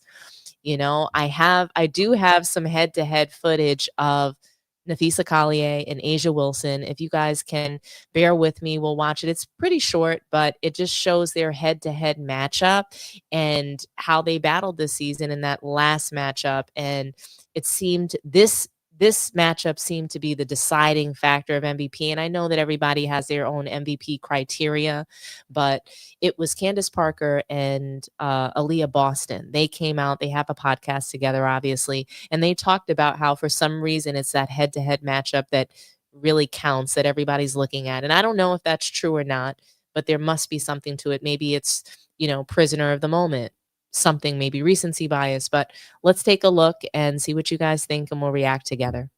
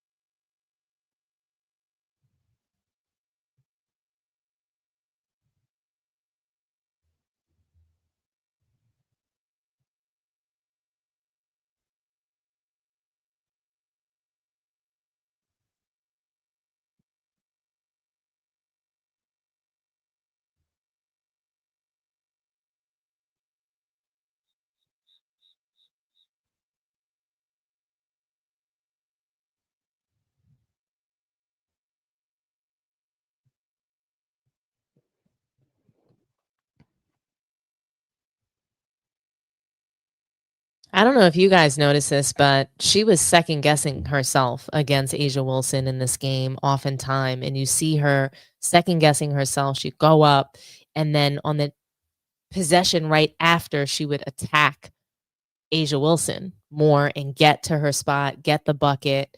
But it almost seems like when Napheesa Collier and A'ja Wilson play against each other, that Napheesa knows that she is not as good of a player.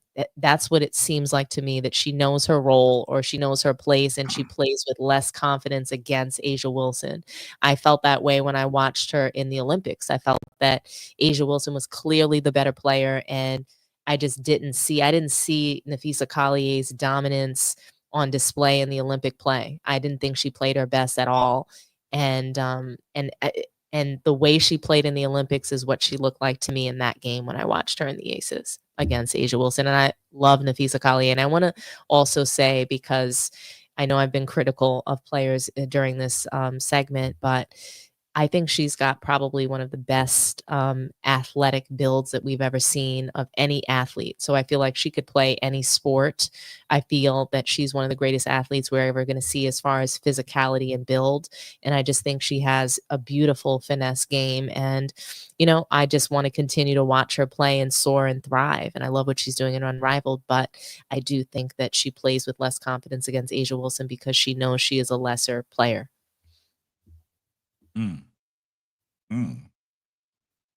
I do not think that she is lesser than Asia Wilson at all. Obviously, you entitled to your opinion. I get it. I respect it. To me, the biggest difference to me, I think why it appears that Asia is the better player. I think, like you said, like Asia's more dominant, but that also goes to personality. Asia's a very strong personality. Nafisa is more on the chill side, more relaxed. You know, like that's just who she is. So the way she plays reflects her personality. I don't think that Asia's just way out there better. I just think that Asia plays with more dominance. She's a more of a stronger player. Like she's just like Anthony Edwards is a very dominant player. You know, just has that personality. But you look at him compared to SGA. SGA is more laid back. He's more smooth. You know what I mean? It's just like silk. You know, like the way he like shoots the ball. You know, like you love to watch him play, but he's not as dominant or as fun. If that makes sense. I like that comparison. I would compare. Do you remember there was a time when Kobe Bryant, he had to create this competition between himself and Ray Allen? I mean, there were slight comparisons, or you know, they were talked about, but he created almost this beef between him and Ray Allen because he felt that Ray Allen wasn't comparable to him. So I view like Asia Wilson as a Kobe Bryant or a Michael Jordan to Nafisa Collier's Clyde Drexler or even a Ray Allen.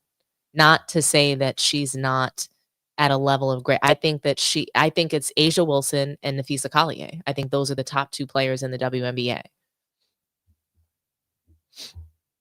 That's what I mean by lesser than. I don't think that she's nowhere, like, I'm not saying that it's not even close between them. You know, I thought she was going to be the MVP this season. So, yeah. But let me ask Dominique, you started off by saying that Candace Parker and Aaliyah Boston said this was the deciding factor to give Asia Wilson the MVP. Am I correct? They said that it was all for some reason what people look at. This is exactly what I believe her exact quote was. Candace Parker, she goes, for some reason, or not for some reason, but she said the head-to-head is what everybody looks at. And then the clip was over. But that's what she said. The head-to-head is what everybody looks at. And I don't think that that is correct criteria for MVP. I think you really need to look at, you know, how that player impacted the team. You know, did their stats lead to wins? Did, you know, were their team, was the team leading in assists? Was the team leading in, you know, baskets made and things of that nature? Like, how did they help their, you know, their team's success overall? Are they making it to the playoffs? Things like that. All those matter. The head-to-head matchup to me matters less than the criteria, but it's interesting because the MVP is a media-based award. So that's why I brought that up, and that's why I'm mentioning their criteria. They're a part of the media. I don't know if they have a vote. I doubt that Aaliyah Boston does, but the media is driving these awards, and there's a lot of bias that goes into the media, and we can never figure out the criteria that I just mentioned. I don't think that they used any of that criteria when they chose Defensive Player of the Year. We'll get to that. Okay, yeah. But I will say this. If you're looking at that, the video clips that we watched, that small sample size of that head-to-head, that game, and you're telling me that that was their deciding factor. But did they even put into factor that the Minnesota Lynx was tearing up Asia Wilson all season long? Dominated in every category. Did they even think about that? But I'm going to go to what Kaja said about the dominating force, because Asia Wilson is dominant. We've seen Nafisa Collier, she's laid back. We've seen Nafisa Collier struggle against Angel Reese head-to-head. We've seen it. But I'm not going to take that one game and say Nafisa Collier shouldn't have won MVP. This is what it boiled down for me. I asked a lot of people when I was on my panel, I was like, Nafisa Collier had to set out a couple games, right? And what happened? Minnesota Lynx was still winning, right? Yeah, they So surprisingly people were exactly. surprised. But I said to myself, did Nafisha Collier stock enough games to keep a threshold on that MVP front runner? And then you look at what AT was doing, like Dominique said, with the triple doubles and stuff like that. A historical year for AT. I thought AT should have won the MVP, but a lot of people, they heard me say that she wasn't going to get it because you still had Asia Wilson and you still had Nafisha Collier. At the time when we talked about it, the Aces was pooping the bed. And then all of a sudden, the Aces went on a run. Asia Wilson is the GOAT. She's the best player in women's basketball, right? But me personally, I'm not. See, a lot of people might want to knock my head off for saying this. Asia Wilson, she deserved the MVP, but she wasn't my MVP this year. I thought AT should have got the MVP. I think Nafisha Collier was a close second and runner-up, and then Asia Wilson. No disrespect to Asia Wilson. We know she's the GOAT. But when you're talking about MVPs and what they're doing for their team, I thought that AT had more impact for her team than what Asia Wilson and Nafisha Collier had. And I stated that, but then I said, they're not going to give it to AT. They're not going to give it to Nafisha Collier. It is the GOAT's award to lose. And she wasn't going to lose that award. Because what put a stamp of approval for all the voters? When they went on that run, that 16-game win streak, that sealed it for everybody. But this is my problem. I don't know who votes, but this is a full season award, not just the last 16 games of the season. Yeah. Right. AT been doing this consistently from day one. And when she got her partner back in DeWanna Bonner, she even elevated even more. She made DeWanna Bonner look like the DeWanna Bonner when she played together in Connecticut. Got her up out of the fever country because the fever people ran her off, and she knew what she got into when she got over there, and she couldn't perform. They wanted to get her out of there in the first 2 games because she laid eggs. But she got back with her partner. She got back to her comfort level, and AT rose her game back to the DeWanna Bonner that we were accustomed to seeing. And that's why I thought AT should have got that MVP, because she rose her team from the ashes. But she didn't lift her team from the ashes the way that the Aces did. The Aces lifted. That was 16 games. We can't give. It was 16 games. It was 16 games. KSAP, I'm using your own logic against you. You said you talked about how AT lifted her team. And all I'm saying is Asia Wilson lifted her team to the 2nd seed. But that was 16 wins. I mean, you're going to get there. But listen to me, above the Mercury. So you're asking who made the bigger no, it's about, you said bigger impact. Did anybody expect the Phoenix Mercury to be where the Phoenix Mercury was going to be? But one moment, though. When you take a look, MVP, you can say it's about the whole season, but is it about the whole season, or is it about how you lifted your team? So if you lifted your team in 16 games versus taking an entire season to do it, so what? So what if you Phoenix Mercury was not expected to be there? The Aces are expected to be there every year because they got Asia Wilson. I didn't expect them to be there. I didn't expect them to be them. With the way that they were playing in the beginning of the season, I didn't expect them to be there. The injuries that they were facing, I didn't expect them to be there. I'm sorry, I didn't expect that. I expected Nafisha Collier to run away with it. I'm telling you you got Asia Wilson. I'm telling you what my expectation was, though. My expectation, I thought Collier was running away with the MVP. That's what I thought. I thought we all thought that when it started, but then AT started. It's like if you look at the 3 candidates, right? You got Nafisha, Asia, and Alyssa. I think I like that point of you start off good in your season. That's Nafisha. You start off good. And then you got Asia, you finish good. But then you got AT, who was good the entire time. Yeah, that's all I'm saying. That was my MVP. Nothing away from Asia Wilson. Didn't lift her team more than Collier or her team Asia is Wilson in the semifinals, battling against the number 1 seed team in the league. All I'm trying to say is 3 can't beat 1 and 2. Did you see all the injuries that the Phoenix Mercury had? That's all that I'm saying. Typically MVP candidates, you know, they're going to be those top teams, and the Mercury is the third top team. That's why she came in third place in MVP Nobody expected the Mercury to be there, man. The Mercury was that's not ridden what with injuries. MVP. Your expectation for a team is not what wins MVP. It's how you lift your team. And AT lifted that team, but not more than Asia Wilson or Nafisa Collier. We expect Asia Wilson. We expect Asia Wilson to do this because she's the GOAT. So you're trying to tell me that and you know what? That's the same thing about Defensive Player of the Year. You sound just like Cheryl Reeves. Well, Asia Wilson won an MVP already, so she shouldn't win it. It's time. It's somebody else's turn. That's not the way. That's not the way. No. That's not the way. Didn't everybody feel that way about Kobe?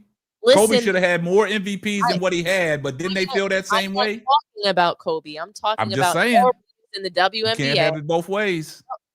I'm not having it that way. I didn't say that. You can't use a point against me that I'm not saying. So I'm not talking about Kobe. I'm not talking about other narratives. I'm talking about the fact that people get voters fatigue. I'm talking about the fact that the best, athletic success is not about whose turn it is. It's about who's just better. So what? Okay, so since she's the GOAT, you might as well give her the MVP every year. It's not about GOAT though. It's not about her being the GOAT because I didn't think she deserved the MVP before she lifted her team higher than what AT was able to lift their team, higher than what the Lynx were. Nafisa Collier was not able to lift her team as high as Asia Wilson was. The fact is that Cheryl Reeves' system is what keeps them winning a game. And guess what? I'm not mad at that. Nafisa Collier shouldn't be penalized for Cheryl Reeves' system. She's still a great player, and she still AT shouldn't be penalized either.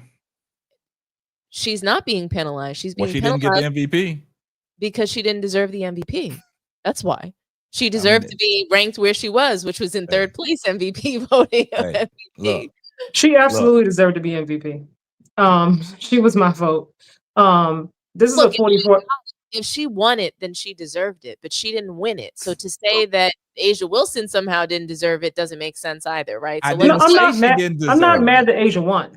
Don't get me wrong. Like, you can make a case for Asia, Nafisa, hell, even Kelsey Mitchell, what she did, all the injuries that the Fever had. You can make a case for her as well. You know, you can make a case for all of them. But for me, most valuable goes by impact. I cannot look at what Nafisa did aside from her injury, because what she did before her injury, where her team was, they were in top team the entire season. And it's not even close. You know, so her team was so far out, even with her having the injury, like nobody else caught up in terms of like team wins.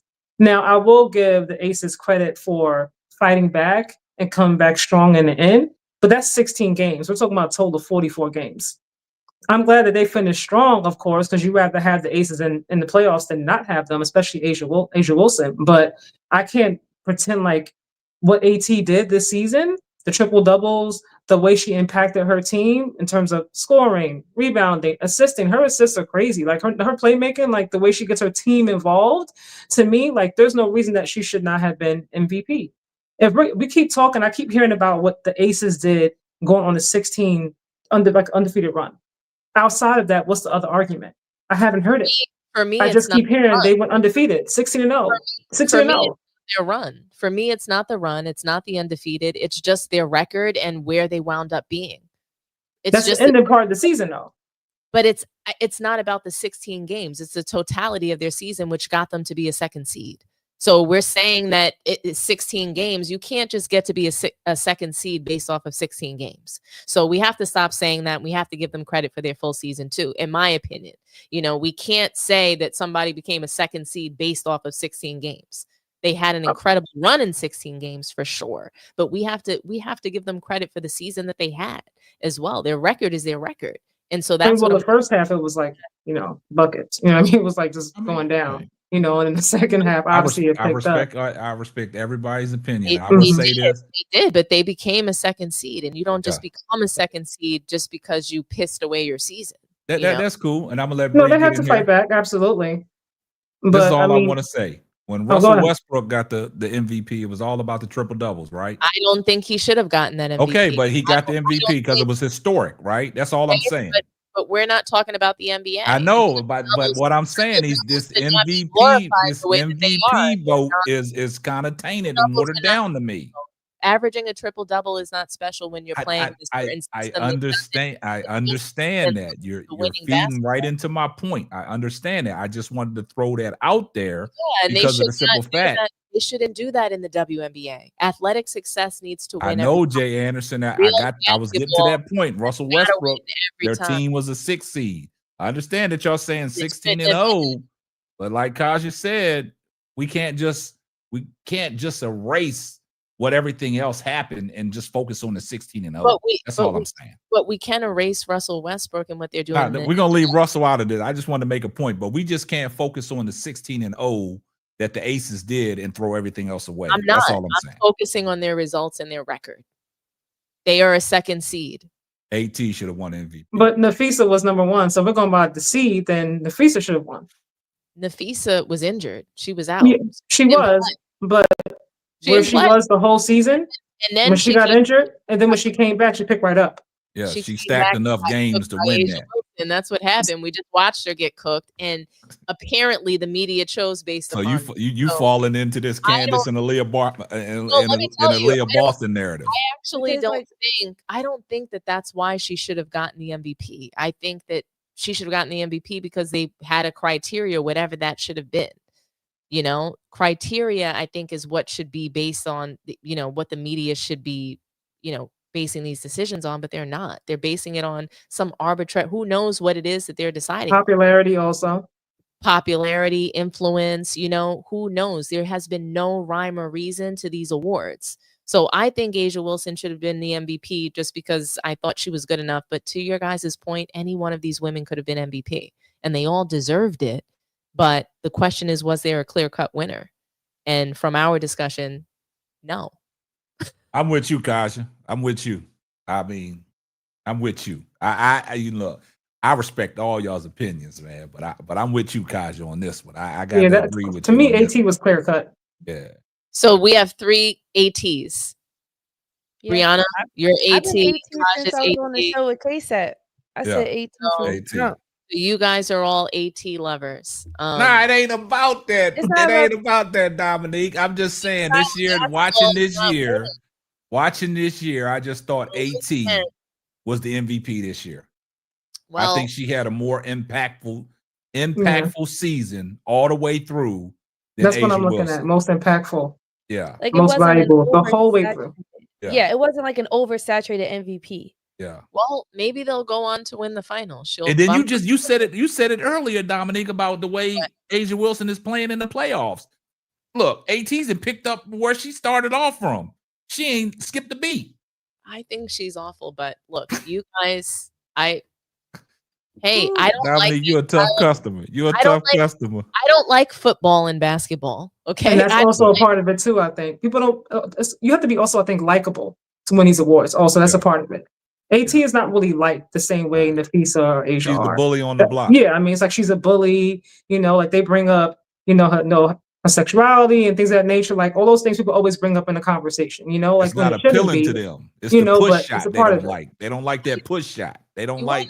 I think a lot. I think Caitlin Clark has a worse push off than she does. No, I'm talking about the push shot, the way she shoots. It's not pretty. Like this. It's not pretty the way she. It's like one hand. She don't even have 2 hands. But she gets it done. Yeah, it's not pretty. She looks like a paraplegic on the court doing like wheelchair basketball. Every time I see that, I'm like, is she in a wheelchair? Or is she pushing that thing? She pushing the ball up. She got a motor on her. I mean, she gets right in the thick of the offense, and she runs it effortlessly. You guys want to sit up here and give her an award for being on the short bus, and I'm just not going to do it. So, she don't care about the awards either. I mean, she might want to win something, but she's always caring about making sure that her team wins, putting her team in the best position to win. Never mind, Kaja. I agree with you. I don't think them awards move her as much as we, talking about it, that she should have won. I don't think that even bothers her. She just wants to go out there and play and let her play do the talking. So, Kaja, like I said, once again, I'm with you on this one too. All jokes aside, I think AT, she really is a good teammate. I think that she's a good captain on her team, and she really is driving a culture, whether it be a football culture, I'm about to say you trying to be funny. I knew it was coming. I felt it coming. Yeah, honestly, she's, I guess, the heartbeat of her team, and I think that there's a lot to say for that, for You gonna sure. say she the heartbeat of the I mean, I think they all are, right? So is Yeah. Kelsey, so is Asia, which is why they're all in the conversation. Yeah. I mean, I think the team comes and goes with Alyssa Thomas. That's just what it is, Mhm. That's just what we've seen. We saw that when she was playing with Marina Mabry. She has an impact on, on players. And I think that as much as I can come in here and joke and say a variety of different things, she really does. She's a captain on her team. She's Yeah. the general. She's the floor general playing in this point forward role. And as much as I don't like the style of play, that's why I come in here and roast her a little bit, because I don't like that style of play. I don't. But does I that don't. take away from what someone should deserve, though? Like it's like it reminds me of Jalen Hurts. It's like, well, he doesn't look like Lamar, and he's not throwing as many yards, and but he wins. But Yeah. So he's a winner. no, but she's not to me. So what you consider to be winning and what I consider to be winning is different, So I think winning a title is winning. And so her style of play does not ultimately lead to titles across anywhere. And so that's why I don't like to give her credit, because it's celebrating losing basketball. And it might win games, but Mhm. she's not going to win a title. And this year could be her path. But I don't, if Nafisa Collier can't come back, which seems to be of high possibility, they could be going to the finals for the first time. But if she was there, I don't see that happening for Well, AT. one thing I can say though is this season we saw if Asia wasn't playing well, we still saw the Aces able to pull through, right? And then we also saw the same thing with the Lynx. I want to talk about what Mercury looks like without AT. You see what I'm saying? And then and that's really speaking to like a true MVP. Because without AT, I do want to know how good Mercury really is as a team. But these other teams, they have good systems, great players. I think if you were to take Asia away or Nafisa away for a little bit, they'll still operate at a high level. And they showed us they could, and that they The will. Aces can't make it without Asia Wilson. They can't make it to a semifinal or probably a playoff round without Asia Wilson, especially because the offense runs through her. Reeve and Lynx is totally different. They have a system, whereas the Aces don't have a system. The system is Asia Wilson. It runs. I'm not saying they don't move the ball, but their system is centered around her. Their offense, it really is featuring her. It features her so much that the Lynx have a better chance of winning without Nafisa Collier than the Aces do, just because of the way that Becky Hammon is featuring Asia Wilson. And AT, well, we don't know what they're going to look like without her. We don't know, but I suspect more winning basketball, actually. I don't believe in point forward stuff. I don't. I mean, didn't we see that? What game was that? AT, they were kind of smothering her. Like she couldn't really score, she couldn't really assist, and they did not look good in that game. They lost. I mean, The it was a game- small sample size, the of game course. It plan wasn't was a to shut her large one, down. but Yeah. That makes sense when you have someone playing in a point forward. That's not winning basketball. So anybody that actually knows how to play basketball, they should be able to defeat that system, because it's not a winner. Wow.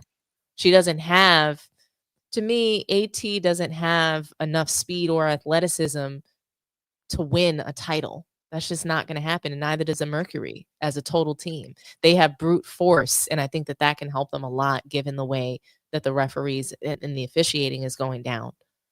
So I would love to see brute force win, but I don't know that's the offense style is what I don't like. The brute force I love, but the offense style I don't like. I mean, you got to put any championship. You got to have good players around you to support you. You got your star player, obviously, no matter what franchise it is, but you got to have a strong supporting cast. Otherwise, you're not going to win. Now, guys, I know we talked a lot about MVP, and I do want to get to the Defensive Player of the Year and how you guys felt about that.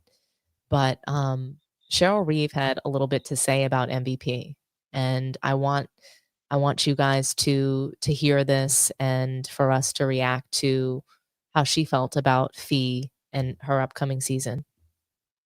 now that she's, achieved that, I'm sure it doesn't come as a surprise to you, but just what has this season and to finish it with a stat line like that mean to her, to you, and to this franchise? Well, it can be revealed now, but it was a goal of ours when we sat down with Fee, and knowing that it would be a lofty goal and only been done once before, and that player was MVP of the league, Fee deserves that same recognition, and the numbers don't lie, and I think that's something that voters should look at. It's from start to finish. A 50-40-90 is historic. Don't know how long it'll be before it happens again. Nafisa Collier has been the best player in the WNBA this season and deserves MVP.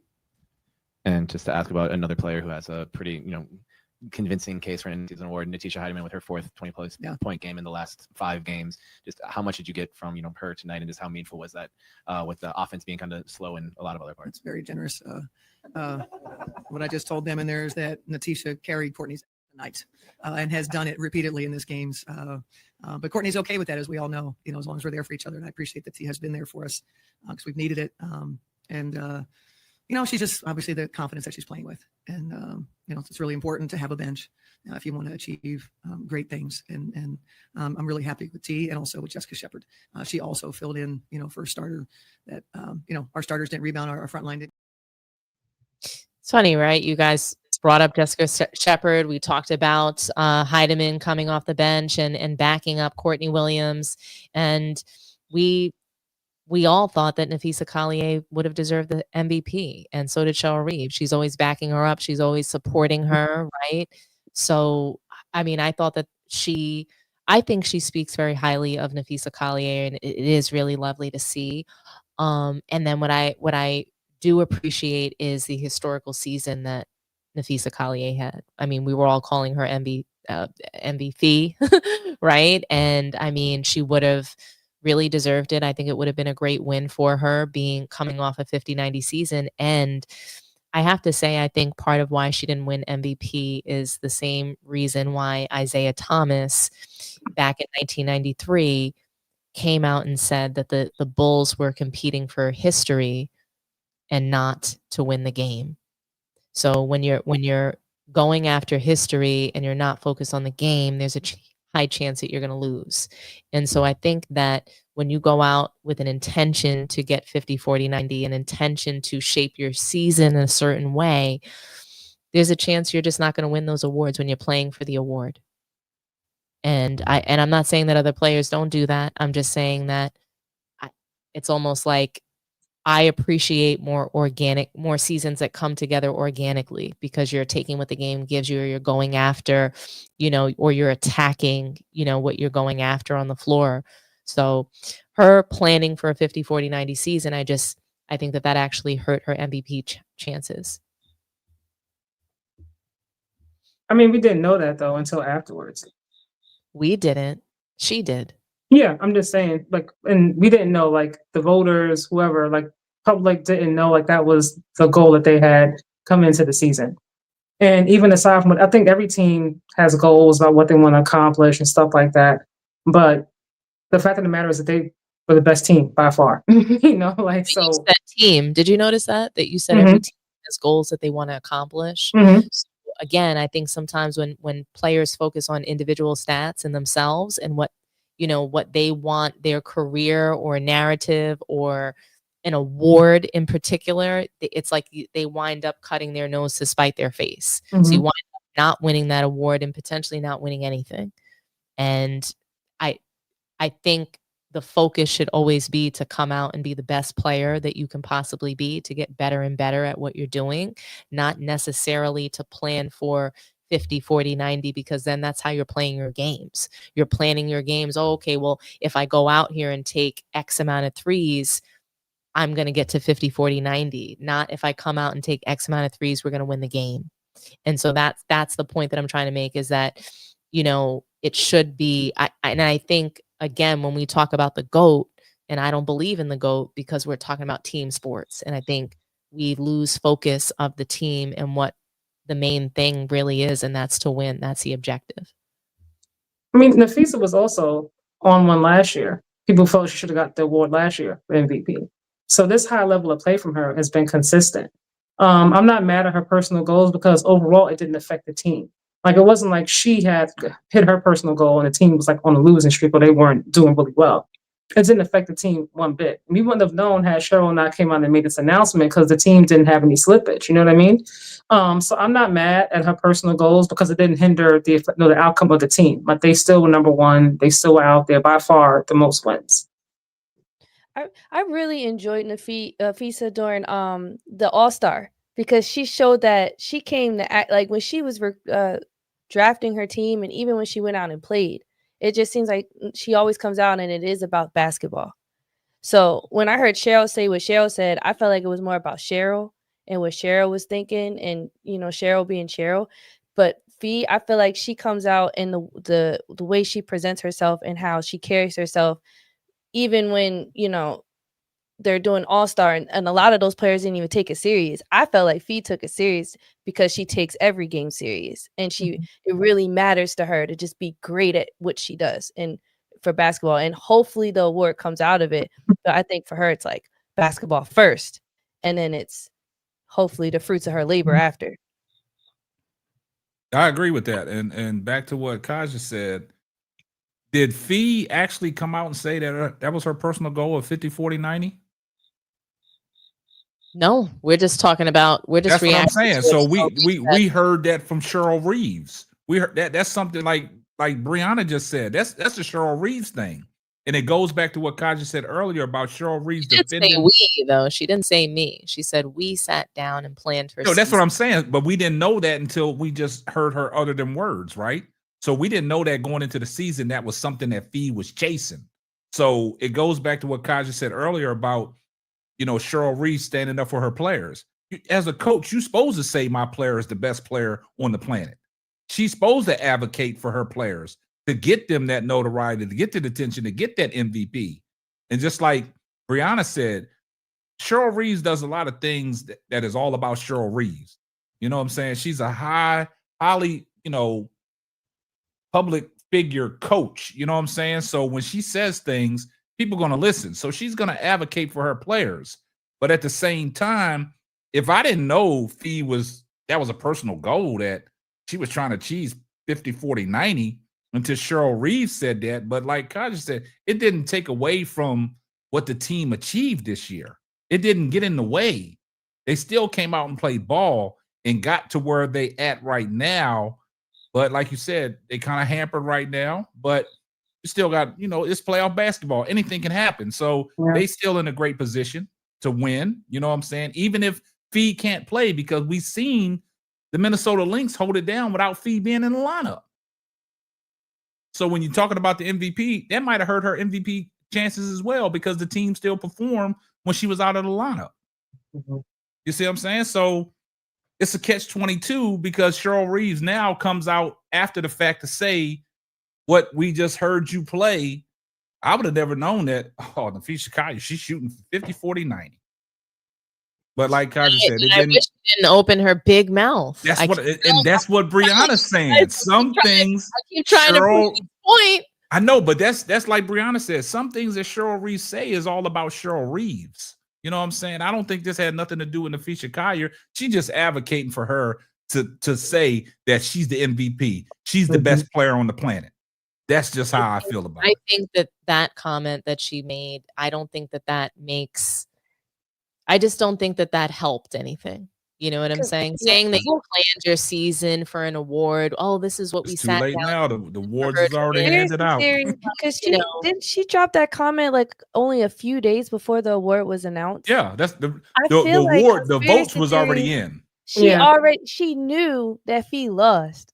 Yeah, the votes was already in. She knew, and then she made that statement because I think it was 2 days. I think it was 2 days later. I think she made it 2 days before the award was announced. She's always crying. She's always crying. Gotta head it that way. Every time they lose, and it could be anytime they lose anything, she's always crying. But look, we're going to talk about Defensive Player of the Year. We have 2 topics left, Defensive Player of the Year, and then we have our Caitlin Clark topic, which isn't going to be all that long. So I know everybody's getting tired, but Defensive Player of the Year. Obviously, this was a historic year for this award because it was the first ever co-defensive player of the year. I mean, there's an interesting article on Sports Illustrated, I believe, that I can, let me see. Which one is this? This is the, oh my gosh, I do not, I don't know which layout. I'm looking for the group layout. Oof. Let's see. Nope. Not that. Defensive Player of the Year. I have Look for, PTSD from that, y'all. I'm trying to PTSD. share. So what I'm trying to do, one second, Co-defensive Player of the Year. see if we can see this article here. It was a travesty. Oh, we can. This is beautiful. Okay, you guys can see the article on the screen. Essentially, Becky Hammon and Cheryl Reeve, they went back and forth in the media about co-defensive player of the year, MVP. They traded verbs basically. And Cheryl Reeve, she claps back at Becky Hammon's WNBA co-award stance with a 5-word message. And, first we'll get into what Becky Hammon had to say, but essentially they went back and forth. And this was a very controversial award, essentially. And Becky Hammon, she really couldn't quite understand really why this was a co-award. She just couldn't get jiggy with it at all. And so, yeah, I mean, can you guys hear this sound? Yeah. A little bit. I don't know. I guess I'm a little confused by the code. Because Nafisa, you guys said, was the best defensive player last year, and then now she's not. I mean, I don't know. I'd love to make the voting public. I don't know how it came in a tie, but apparently it did. To me, there's no comparison. A white-tailed deer looks really good until an elk walks into the room. Hi, Coach. I wanted to ask about the defense in game 2. It at least felt like there was fewer switching from you guys in that game. How much of an emphasis was that, and do you feel like that's replicable heading into game 3? Yeah, one of the things that we have to adjust to is getting into bodies. Asia, as well as all of their post players, their screening angles and their physicality with their screening really engages, sometimes switches. And in order to negate some of that, we have to really pressure the ball and be into bodies. So I think that we addressed that a little bit in game 2. Not always perfect, but I think the other thing that helps is having physical, athletic, agile post players to help cover up some holes if we do have to switch. And, our physical guards help in that way too, to be able to, just bang for a little bit. You can't get into scram situations with Vegas because they beat you so much from moving the ball at the 3-point line. So point of attack, getting into bodies, being physical matters. And what we do after that, we have to be communicative and make sure we're on a string. Well. So we heard Becky Hammon's comments, and then Cheryl Reeve does have a response. She clapped back, and here's what she had to say. It's a little bit shorter of a video. And Coach, from your perspective, what does an achievement like this for LAN say to young players everywhere? I guess you can go from being cut to DPOY is what it says, and Lan just told her story. I mean, it's all in how you handle situations and, a strong belief in yourself and knowing who you are. I think that's big. And Lan's journey, I mean, sometimes you have to go through that to be able to reach this. And so I'm just proud that Alana Smith is a Minnesota Lynx and super proud that this honor was bestowed upon her. And we love our white deer.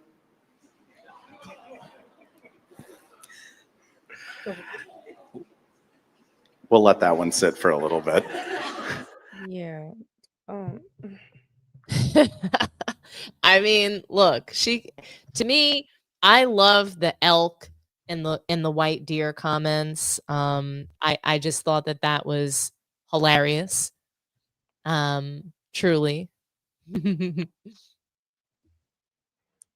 But I'm curious, Brianna, what did you think? Yeah, I want to jump right in here because I am in my junior year of college. I won co-defensive player of the year. So, and when I got the award, I was pissed because although my team was terrible, you know, I just felt like they did that because they didn't want to give it to me. But it's like they couldn't deny what I did. So it really just frustrated me a little bit that they decided to do co-defensive player of the year, and it frustrated me when I saw this. I love the fact that the WNBA and all the history that's being made year after year after year, especially since it's a new league, essentially. Like, it's still fairly new compared to every other league in the world. But I just feel like this was a history that did not need to be made. A co-defensive player of the year, it just did not need to happen. And it really frustrated me to see that overall. Not necessarily about who won it and who didn't want it, or to pull two people to speak to that. That we can talk about that all day. But I do not like the idea of someone sharing an award. I don't mind anything if it makes sense and if it's deserved. So, like, if we really can't choose between who the defensive player of the year was, and we feel like, wow, these two people were deserving and they both got equal votes, but I just don't understand how Smith was the defensive player of the year. I have a problem with it.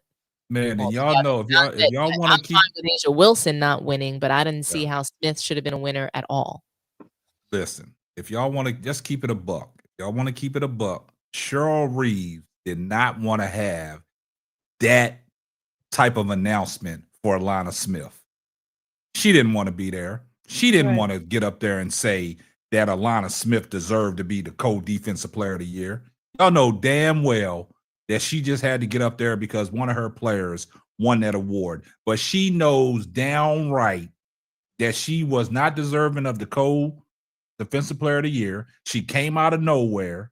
And if she was your co-defensive player of the year, why the hell you bench her tonight? And another thing is, Asia Wilson should have got that hands down. Nafisha Collier should have been a runner-up. It shouldn't have been no damn defensive player of the year. Cheryl Reeves got up there and she just had to play the role. She didn't want to take time out of her day to sit there with Alana Smith and say, "Girl, you deserve it because of your journey." Man, miss me with that. Gabby Williams was a better defender this season than Alana Smith, in my opinion. But I'm with you. Nafisa, Asia Wilson, 1 and 2. They are the best defenders in the league. But like I said, like Brianna said, man, Cheryl Reeves, sometimes it's about Cheryl Reeves. She had to get up there and defend that one of her players, because she's alluded to that she's a Minnesota Lynx. She didn't want to be up there wasting time to say that, oh, my girl got co-defensive player of the year. She know that shit ain't real. That was Asia Wilson's award. She should have got that. She should have been, like y'all said, she got the MVP. She should have got defensive player of the year too. And then also, Nafisha Collier should have been a runner-up. Alana Smith came out of nowhere. And just like they said in the chat, she better thank James Wade for getting her ass back in the league. Well, I think ESPN, they did drop an article like weeks before, almost a month before, and a lot of the analysts, 3 of them, I think, out of the 4 said Alana Smith. Man, look, the Lynx didn't even campaign for her. So I don't even want to hear that. It was weird reading it. Yeah. But I'll fall back. Do you have any thoughts on co-defensive player of the year, Kaja? I don't. I agree with you. I feel like that's the one time I agree with you tonight. I don't mind the whole co-defensive player, or the whole the idea of sharing the award if it does make sense. If you don't see that there's a clear-cut winner and you feel like 2 are deserving, then I don't mind it. I honestly don't mind Alana Smith being in a conversation either. I don't. For me, Alana, Nafisa, or Asia, is where I'm going with that award. But I'm not mad how it went at all. Okay, so let me ask you a question. Rank them for me. She should have been given most improved award. Yeah, rank them for me, Kaja. Deserve to be somewhere. I think that Alana Smith was not the best defender of the year, but I do think she was one of the most improved. So why couldn't she have been up for that award? But I just don't see. I didn't think it was close between her and Asia Wilson as defenders. Gotcha. I do appreciate Alana's how would you rank them, guard, both guard and forward, though. She can do both. Say it again. How would you rank them if you had a vote in the defensive player of the year? What would be your votes? For me, if I had a vote, I would have went Nafisa. That's it. No Okay. cold, no nothing. Oh, It would okay. have just been Nafisa for me. I respect that. So if your vote and it had to be a co-defensive player of the year, who would you link in there? If it had to be Cole, I got to go again 1 and 2, Nafisa and then Asia. Okay. If I got to go 2. Yeah, that's what I'm saying. Yeah. That's what I'm saying. I understand what you're saying. You don't have a problem with it being co-defensive player and Alana Smith being in that conversation, but this wasn't the year for Alana Smith to be in that conversation. I have a problem with it, but this wasn't the time. Yeah, this just wasn't the time. You know what I'm saying? I mean, look, when you hear Cheryl Reeve tell this story about how she was cut from the league, I'm like, that is irrelevant. That's what I'm saying. Stories that we attach to, like, what are the results? You know what I mean? How did they lift their team? But all these other stories and things that the context we put around it, I think it's really interesting sometimes. Yeah. And we move the goals. I don't think she meant that like it had anything to do with her winning. I think she was just speaking about the journey, like being cut and then overcoming, like those trials and tribulations and staying the path and believing in yourself, and then you end up on this side. Cheryl, but not like that was the reason why, like. I like that message, but to me, what she said is what this signifies is that you could be cut from the league and then become the co-defensive player of the year. And it's just, to me, I don't think that we should be giving people things because they had a good journey or a comeback season, to your guys' earlier point. Like I think we need to. It's just like when Caitlin Clark lost in the national title, and what did Jill Biden do? She tweeted, "Oh, what a nice girl! She can come to the White House too." She lost. None of the other losers get to go. So, like I just don't. I don't want us to get to a place where we're giving people participation trophies. And Alana Smith is a good player, so I'm glad that she was recognized work. But I would have liked to see her win the award by herself. Are you guys ready to move on to the next topic, our Caitlin Clark topic? Go. Let's do it. Brianna was excited for this. I am. I hope everybody else is. So, how have you guys felt about CC Zero's sophomore season? Ah. Go ahead, Kaja, you got it. Oh, I know who wants to go first. Honestly, I don't really feel a way about it because she really played. Like she was injured. She came into the season injured, like she started off injured. I don't know what happened, during the off season because she was supposed to have all this time off, but she came into it injured. She came and she played. Obviously, it wasn't her best. And she got injured again. I'm just honestly, I was trying to be respectful as possible. I can appreciate her logo threes, but I'm just honestly, if I'm being completely honest, I'm glad that she was out this season because I feel like not that she was hurt, but I love that it gave Kelsey Mitchell the light on her that she deserved. I don't think that she would have gotten that had Caitlin Clark been on the court with her. And probably next season it'll go back to Caitlin Clark being the main focal point of that team. But for me, that was the highlight of it. Honestly, I don't really have much to say about her this season because she didn't play. I get tired of seeing her on the court, like yelling in refs' faces and whatnot. I'm like, Cece, go have a seat because you're not about that life. And you're gonna run up with the wrong person, you're gonna get chin checked. Go have a seat. Like it's so annoying at times. I'm like, girl, go sit your ass down. But outside of that, I have no words. I hope that she toughens up. I do think a lot of her injury was mental. There was a part during parts of the season that looking at her on the bench, like she looked like something was going on with her internally, like spiritually, not so much physically. Like a part of her joy had been gone. Like I didn't see the same joy from her this season that I saw last season. And that could be because she's not playing. That could be a lot of different things. But I do feel like she needs to toughen up in a bit because they're going to play hard defense on her. Like they do it amongst each other. They're not going to give her a pass. So toughen up and stop trying to bark up trees. You know what I mean? That you can't. Like, I mean, she does a lot of barking, but like stop it. You're not about that life. Wait a minute. So Kaja, this was very cute and demure, by the way. What? Your take. You said that you were going to be respectful as possible. So super cutesy, super demure. But so my question for you would be, so you don't actually believe that Caitlin Clark's sophomore season is her Jordan. This is her Jordan year, like how Jordan had the second season of being injured with the foot. Mm-hmm. I can't even believe you. Honestly, I wasn't even thinking about that. Okay. I was just I legit wasn't like at all. okay. So anyhow, this really and truly, I guess Caitlin Clark, she didn't play much, right? She didn't play much. She sat She out a didn't. lot. Yeah. Um, what do you think is next for Caitlin Clark? If we could just go around, what do you think, KSAP? What do you think is next for her? Man, look, I've seen this movie before. I've seen the logo threes because I've seen it first with Sabrina Ionescu. I've seen the movie before. And I'm glad that Kaja said everything that I wanted to say, but if I say it, I'm a hater, I'm a racist, I'm all that. So I'm glad Kaja said it for me. But I'm going to piggyback off of some of the things that she did say. She was injured. I believe she was injured from the start of the season, and I think that went into the offseason because they tried to put a lot of muscle on her to withstand the physicality from the first year that she was getting. And I think that her training went wrong in the offseason. And I think that's what hurt her. But if you're looking at her numbers, her sophomore season, she didn't play much, so we just got a small sample size. But when she did play, all her numbers and percentages was down from last year. It's awful. You know, she went on a streak where she was 2 for 35 from 3-point range. That's diabolical. Yeah. You see what I'm saying? So when Kaja said it, I'm just piggybacking off and trying to be respectful as I can.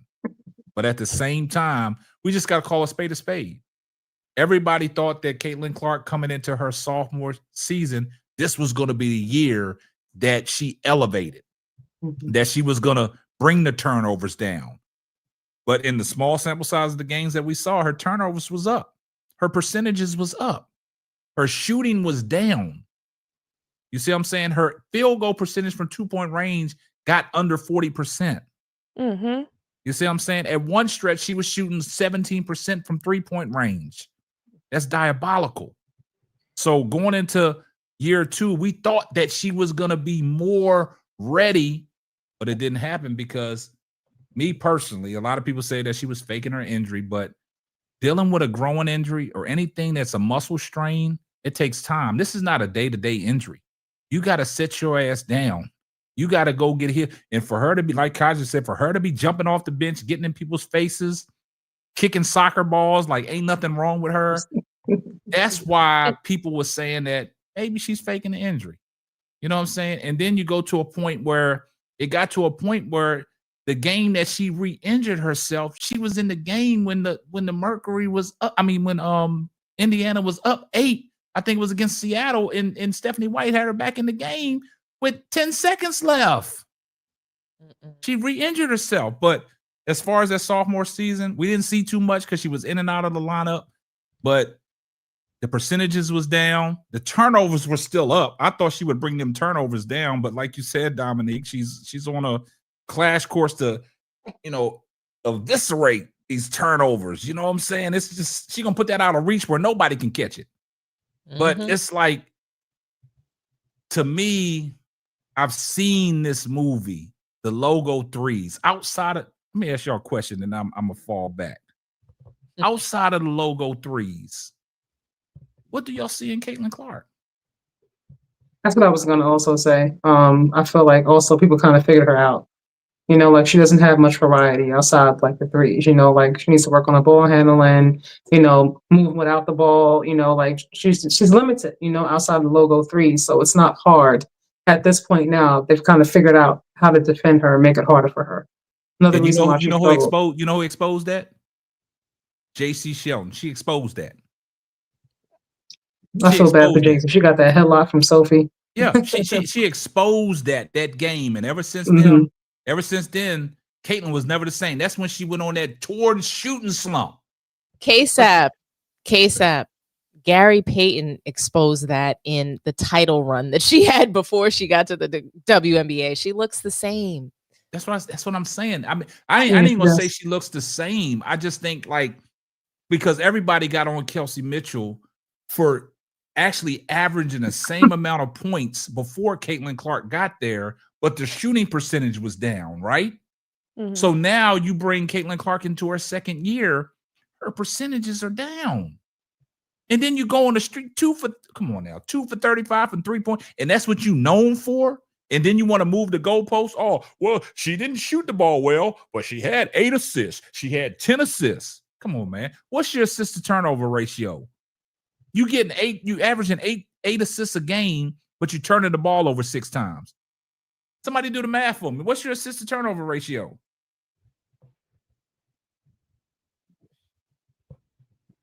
I can tell you what I see in.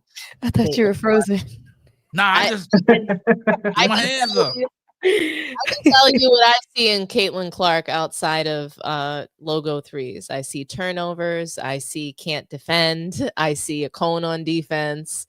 I see someone who So seriously, to your point, KSAP, she probably did start the season injured. They tried to bulk her up and put all this muscle on her. She was slower. She looked like she lost a step to me. She couldn't fall to the left like she always does with her shot. She could barely push off because literally girls were just bigger, stronger, and faster than she was. And she could not, she was literally flopping at every turn. Okay. At every turn. And if Angela was going to join us tonight, I was going to play her video that she made on TikTok about all of Caitlin Clark's flopping. But, I really want to do that when she's here because that's really funny. But really, Caitlin Clark, she's overrated. She's overhyped. Okay. And just recently, obviously, this whole season hasn't really been much about her play on the court. So Kaja said, hey, I don't really think much of her. And I agree with that. I don't really think much of her this season either, besides the off the court things that we've seen in her actions and behavior on the court. We saw her threatening a ref on the court. We saw her, and this is all while she was 1 for 30 on the road. This is all while, she's turning the ball over with abandon. Okay. And a reckless abandon. Just reckless abandon. I think, what does Mel say? She has more turnovers than a bakery. Yeah. Something like that. So, her play on the court really is not much to talk about this season, but for some reason she was still in the sports media news cycle, right? And she came under fire for some things. So there was a huge article written about her in the very last game that she played. What was that? Was it June something? Maybe it was June 25th. WNBA fans all over the place were torching her for flopping in this game. Okay. Torching her for flopping in this game. And she just didn't come back after that.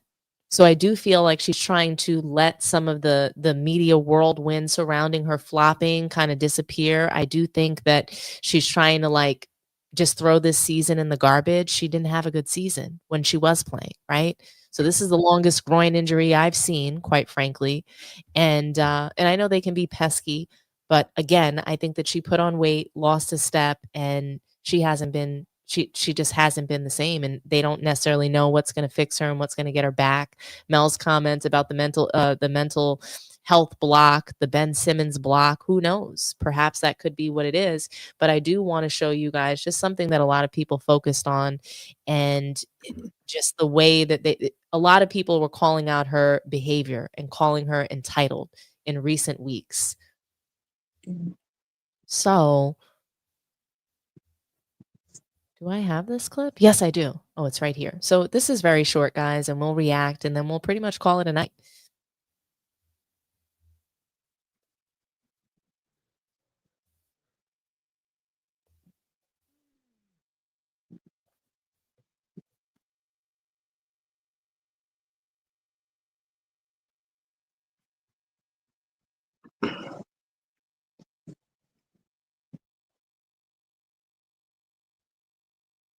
And as you can see, obviously a cameraman almost hit her with the camera.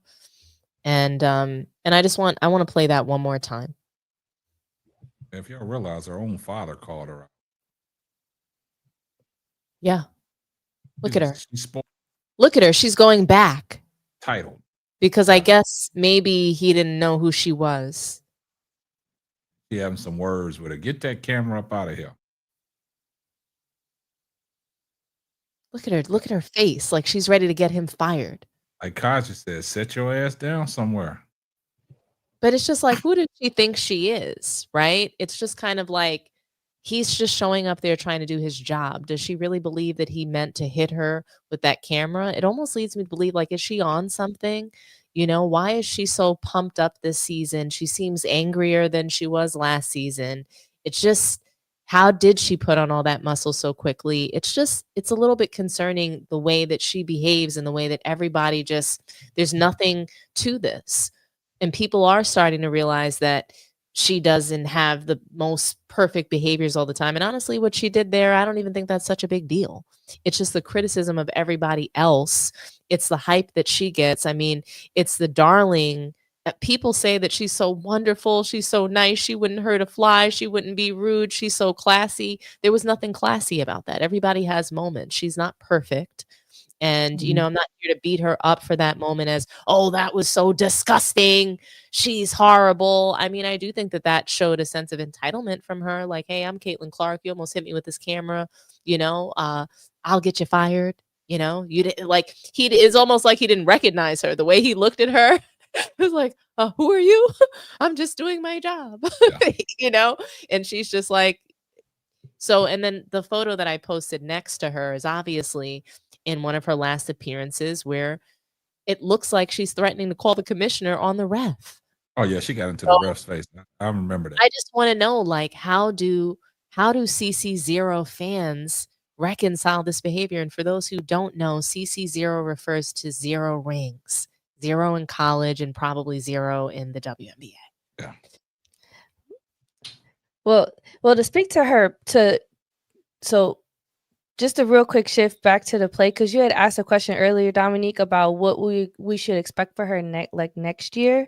Like speaking like on the court basketball wise, I think it would be awesome to see her maybe shift back to a 2 position, and maybe they'll I don't know if they're gonna keep Odyssey since it was like a hardship contract. I don't know how all those logistics work and stuff, or just, you know, getting back Ari McDonald and things like that, or how long that's gonna take. But I would love to see them bring a point, like maybe even shift her to the 3 and keep Kelsey at the 2 and then bring a 1 in, like, and it might go a little small and they might struggle with size, or maybe get a taller 1. But I would just love to see her maybe in a different position other than Play point off the guard. ball. Play off the ball. Yeah, like I Let's see would love to see, because maybe that would create more opportunity for the depth in her play. Like Kaja mentioned, you do notice she kind of just, she gets lazy on offense and then they hide her on defense. So at the top, but if you were to shift her, would that then maybe put her in a position where she can start shooting that pull-up shot? She can start going downhill more.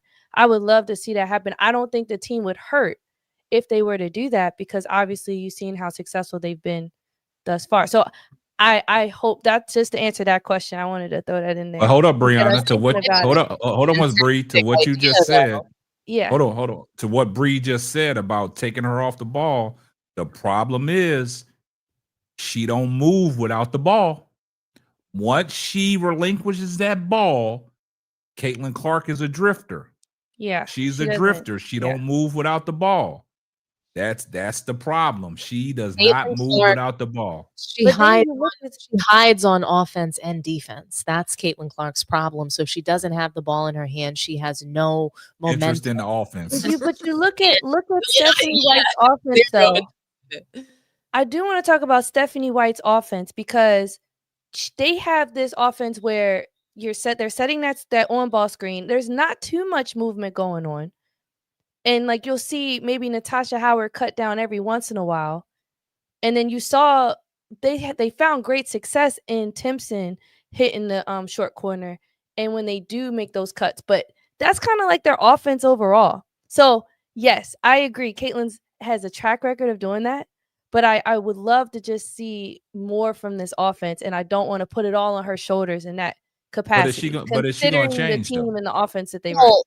Well, let's just think about what could happen in a perfect world. I think in a perfect world, what Brianna just mentioned is the perfect offense for the Fever to have, where she shifts to being a 2 guard, comes off the ball, becomes a catch and shoot player. But the fact of the matter is that Caitlin Clark, we thought she could shoot, but she can't.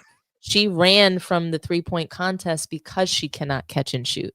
To me, that was a huge indictment on her. You know, I wanted to believe what I wanted to believe why she ducked the fade of the 3-point contest is because Perhaps she just wanted, you know, somebody else to win and get the money.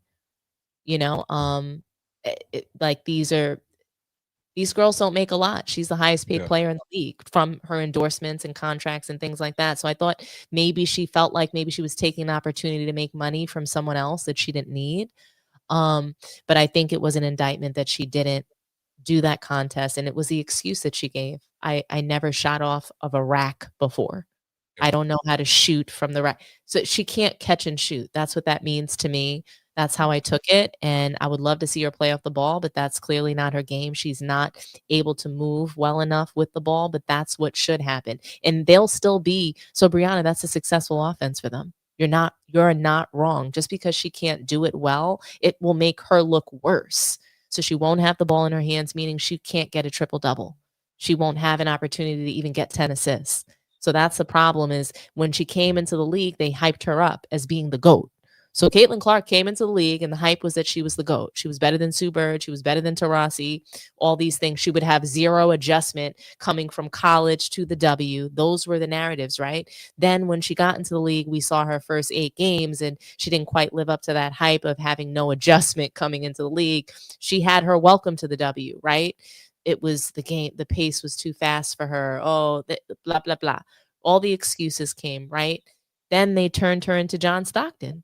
Then they said, okay, she's going to be the greatest. She's going to be the greatest assist leader that we've ever seen. That's what they did. And then that turned out not to be true because she has the most turnovers in league history. So all the hype that they keep, you know, then it became, okay, now she's no longer John Stockton. She's no longer Steph Curry, no longer John Stockton. Now she's just, nothing can happen without her. Now, Mel was telling me that CC0 fans are saying that they're winning in the playoffs, that her success, even though she's on the bench, her and her bodyguard, Sophie Cunningham, are on the bench, and they're winning because of Caitlin Clark's coaching from the bench. I've heard that too. That's some of the fans say that. But my what? thing is, yeah, Caitlin Clark, she's from the bench. She couldn't coach herself not to get all those turnovers. Yeah, Caitlin Clark is exceptional in transition. That's how she gets the logo threes off. Put her in a half-court set, she struggles. And like you said, Brianna, it's going to be hard to move her off the ball because if she's not willing to learn to adjust her game to the system on how the WNBA is really played, then she's going to struggle. That's why she needs the ball in her hand. She needs to come down in transition and launch them logo threes.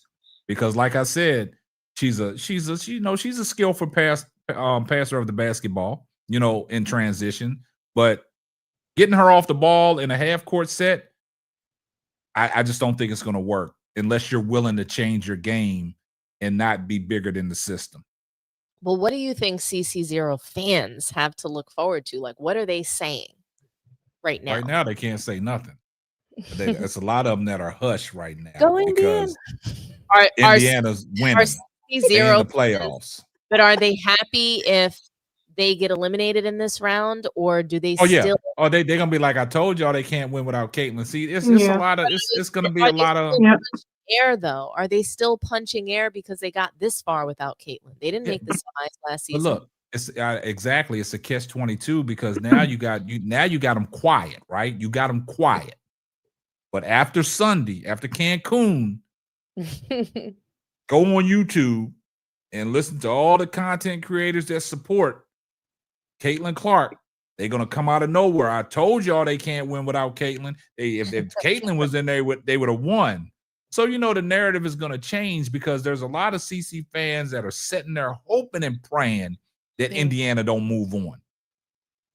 Because if they move on, that's only letting people know what I've always been saying. I thought that Indiana was a much better team when Caitlin Clark went down. And if they do win, I don't know what they're gonna say. They might just quit YouTube as a whole because they put a foot in their mouth. You know what I'm saying? Because of the fact of all the stuff that they have said about Caitlin Clark. You're not going to win unless you have Caitlin Clark. You're not going to win unless you put the ball in Caitlin Clark's hand. Because all the content creators that are out there that support them, your catalog is still out there. These videos are still out there for the public, for them to go back and watch, of all the blasphemy that you guys have been spewing across this social media platform. Blasphemy. Yeah, it's blasphemy. I like a lot of people just don't. It's all about CC. It's all about CC. It's all about CC. No, there's more storylines that are going on in the WNBA that I want to hear about instead of CC. I'm behind it 100%. I'm with that. Now, with that, guys, this is the end. This is our last topic. Do we have time for one phone call? Hey, this is your show. I'm asking you guys. I know it's late. I'm on the West Coast, so it's about it's after midnight. Kaja looking like, man, it's time for me to lay this head down. Kaja looking like it's time for me to lay it down. It's up to you guys. We could see if we can get a CC0 fan on the line to see what their thoughts are. We can just wrap it up and until next time. They ain't gonna call in because we didn't put her on blast. You're right. You think? I mean, there could be somebody defending her honor. Come on, guys, call in. Talk to us nice. They ain't gonna call you. I think it's gonna be crickets. Yeah. I really do. I really, really do. I mean, so for next season, do you guys suspect that she'll change positions? She ain't changing no positions. I don't. They got to put the ball back in her hand. Like you said earlier, Dominique, if they don't put the ball back in her hand and she's healthy, Stephanie White got to go. Yeah, she got to make a choice. I think that's part of the problem. Every coach that she's had has kind of they haven't pushed her to the next level. Right. You know, they've kind of kept her what she's good at. You know, when she's not asking to be pushed to another level, doesn't seem like it anyway, because her game has been the same for a while now. You know, so it's going to take a coach look, you know, if you want to win ultimately, you got to step your game up. Absolutely. You know, you can't stay right here. But the fans don't want her to grow. They just want to see her chunking up logo threes. Yeah. That's it. They impressed with that. We got our first caller. So it ain't no CC fan though. We don't know who it is, but thank you so much for calling in to Man Down WNBA chat. Hello, can you hear us? Yes, I'd like to make a comment on Caitlin Clark. Who do we have on the line? Talk to us nice. Yes. Who do we have on the line? You don't want to say your name? You can make anything. He got to turn his show down. He getting feedback. Oh, you know what I think you need to do? I think you need to mute the show behind you. Sound, so. Yeah, mute YouTube in the background. I'm sorry. Perfect. Right.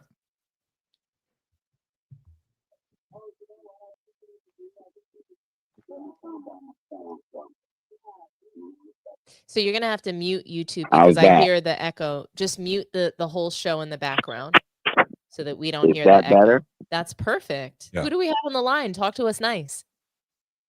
Okay, can you hear me now? We can hear you.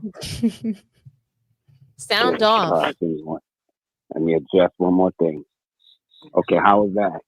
That's fantastic. Can you hear me? Yes. Talk to us nice. What are your thoughts? Yeah, I agree with everything you guys are saying, but I just want to throw out there that Angel Reeves is my favorite. Aw. Yes, she's a lot of people's favorites. She's fantastic. I mean, she's just Yes. what she's been able to do, I mean, in her early career is just, to me, spectacular. So thank you so much. Was that the only thing that you wanted to comment on? Oh, absolutely not. I'm still on the Caitlin Clark thing. Now, here's my thing about Caitlin Clark. The young lady said that she would like to see CC off the ball. That's an absolute disaster. Because, first of all, she's not fast enough to move around. Defense is going to tight. They're going to clamp her down. She needs room and space to shoot. They're going to take all of that away from her, and there's nothing left for her to do. And then she's really going to look like the clown that she is. I'm sorry.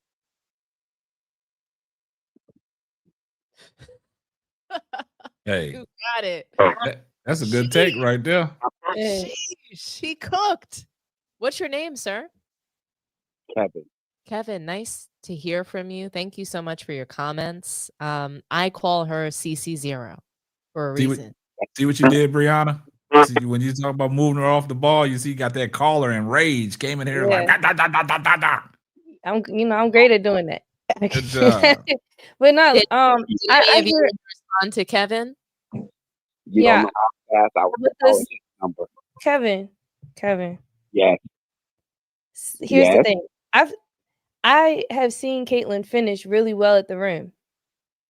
And I've seen her get by defenders. Is she the quickest? Is she the fastest? No. You don't have to be to get to the rim. I've seen her do it. She's capable of it.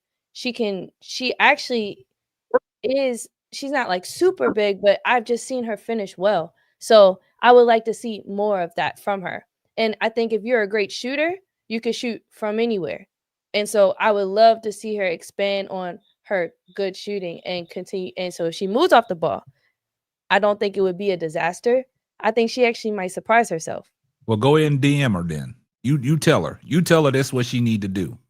She gonna hear it through the grapevine. She gonna watch next season. Nah, she's not consistent enough to what everything that you just said. She can finish around the rim, but is she willing to do that?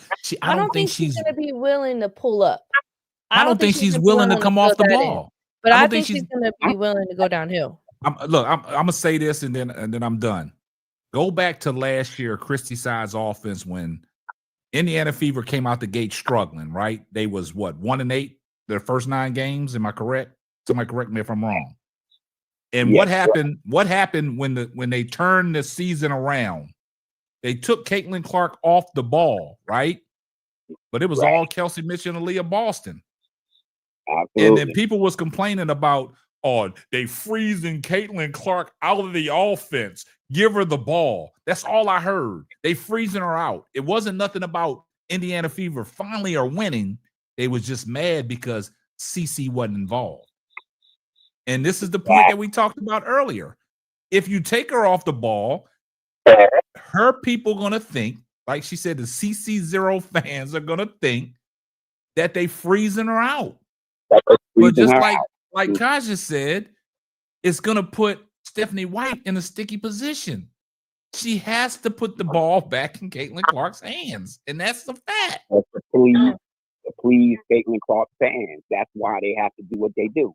That's why Christy Sides got fired, to appease the Caitlin Clark fans. Now, she didn't deserve to get fired. No, I think Christy Sides is a good coach to me. But it is what it is. I didn't think she was like excellent, but I thought she was serviceable. Great coaches. Yeah. I like both of them. They're 2 great coaches. But hey, it is what it is. I was surprised they didn't hire Christy Sides to take Chicago. That's what I thought. I said that, Dominique. I said that would have been an interesting hire if Christy Sides could have got with the Chicago Skies once they did Weatherspoon bad. I mean, I thought that understand what their organization is doing. I don't even understand. But that's for a whole nother show. That's for a whole nother show. Yeah, because don't get me started with my girl Angel Reeves. Yeah, that's for a whole nother show. We ain't even gonna prolong it. That's for a whole nother show. Well, right. Angel Reese is my girl. She, to me, like, she started off a little rocky, and she really, improved her season. And you know one thing I want to say about Angel Reese? The problem is that I watch every game of every team. She gets the worst officiating out of every player in the league.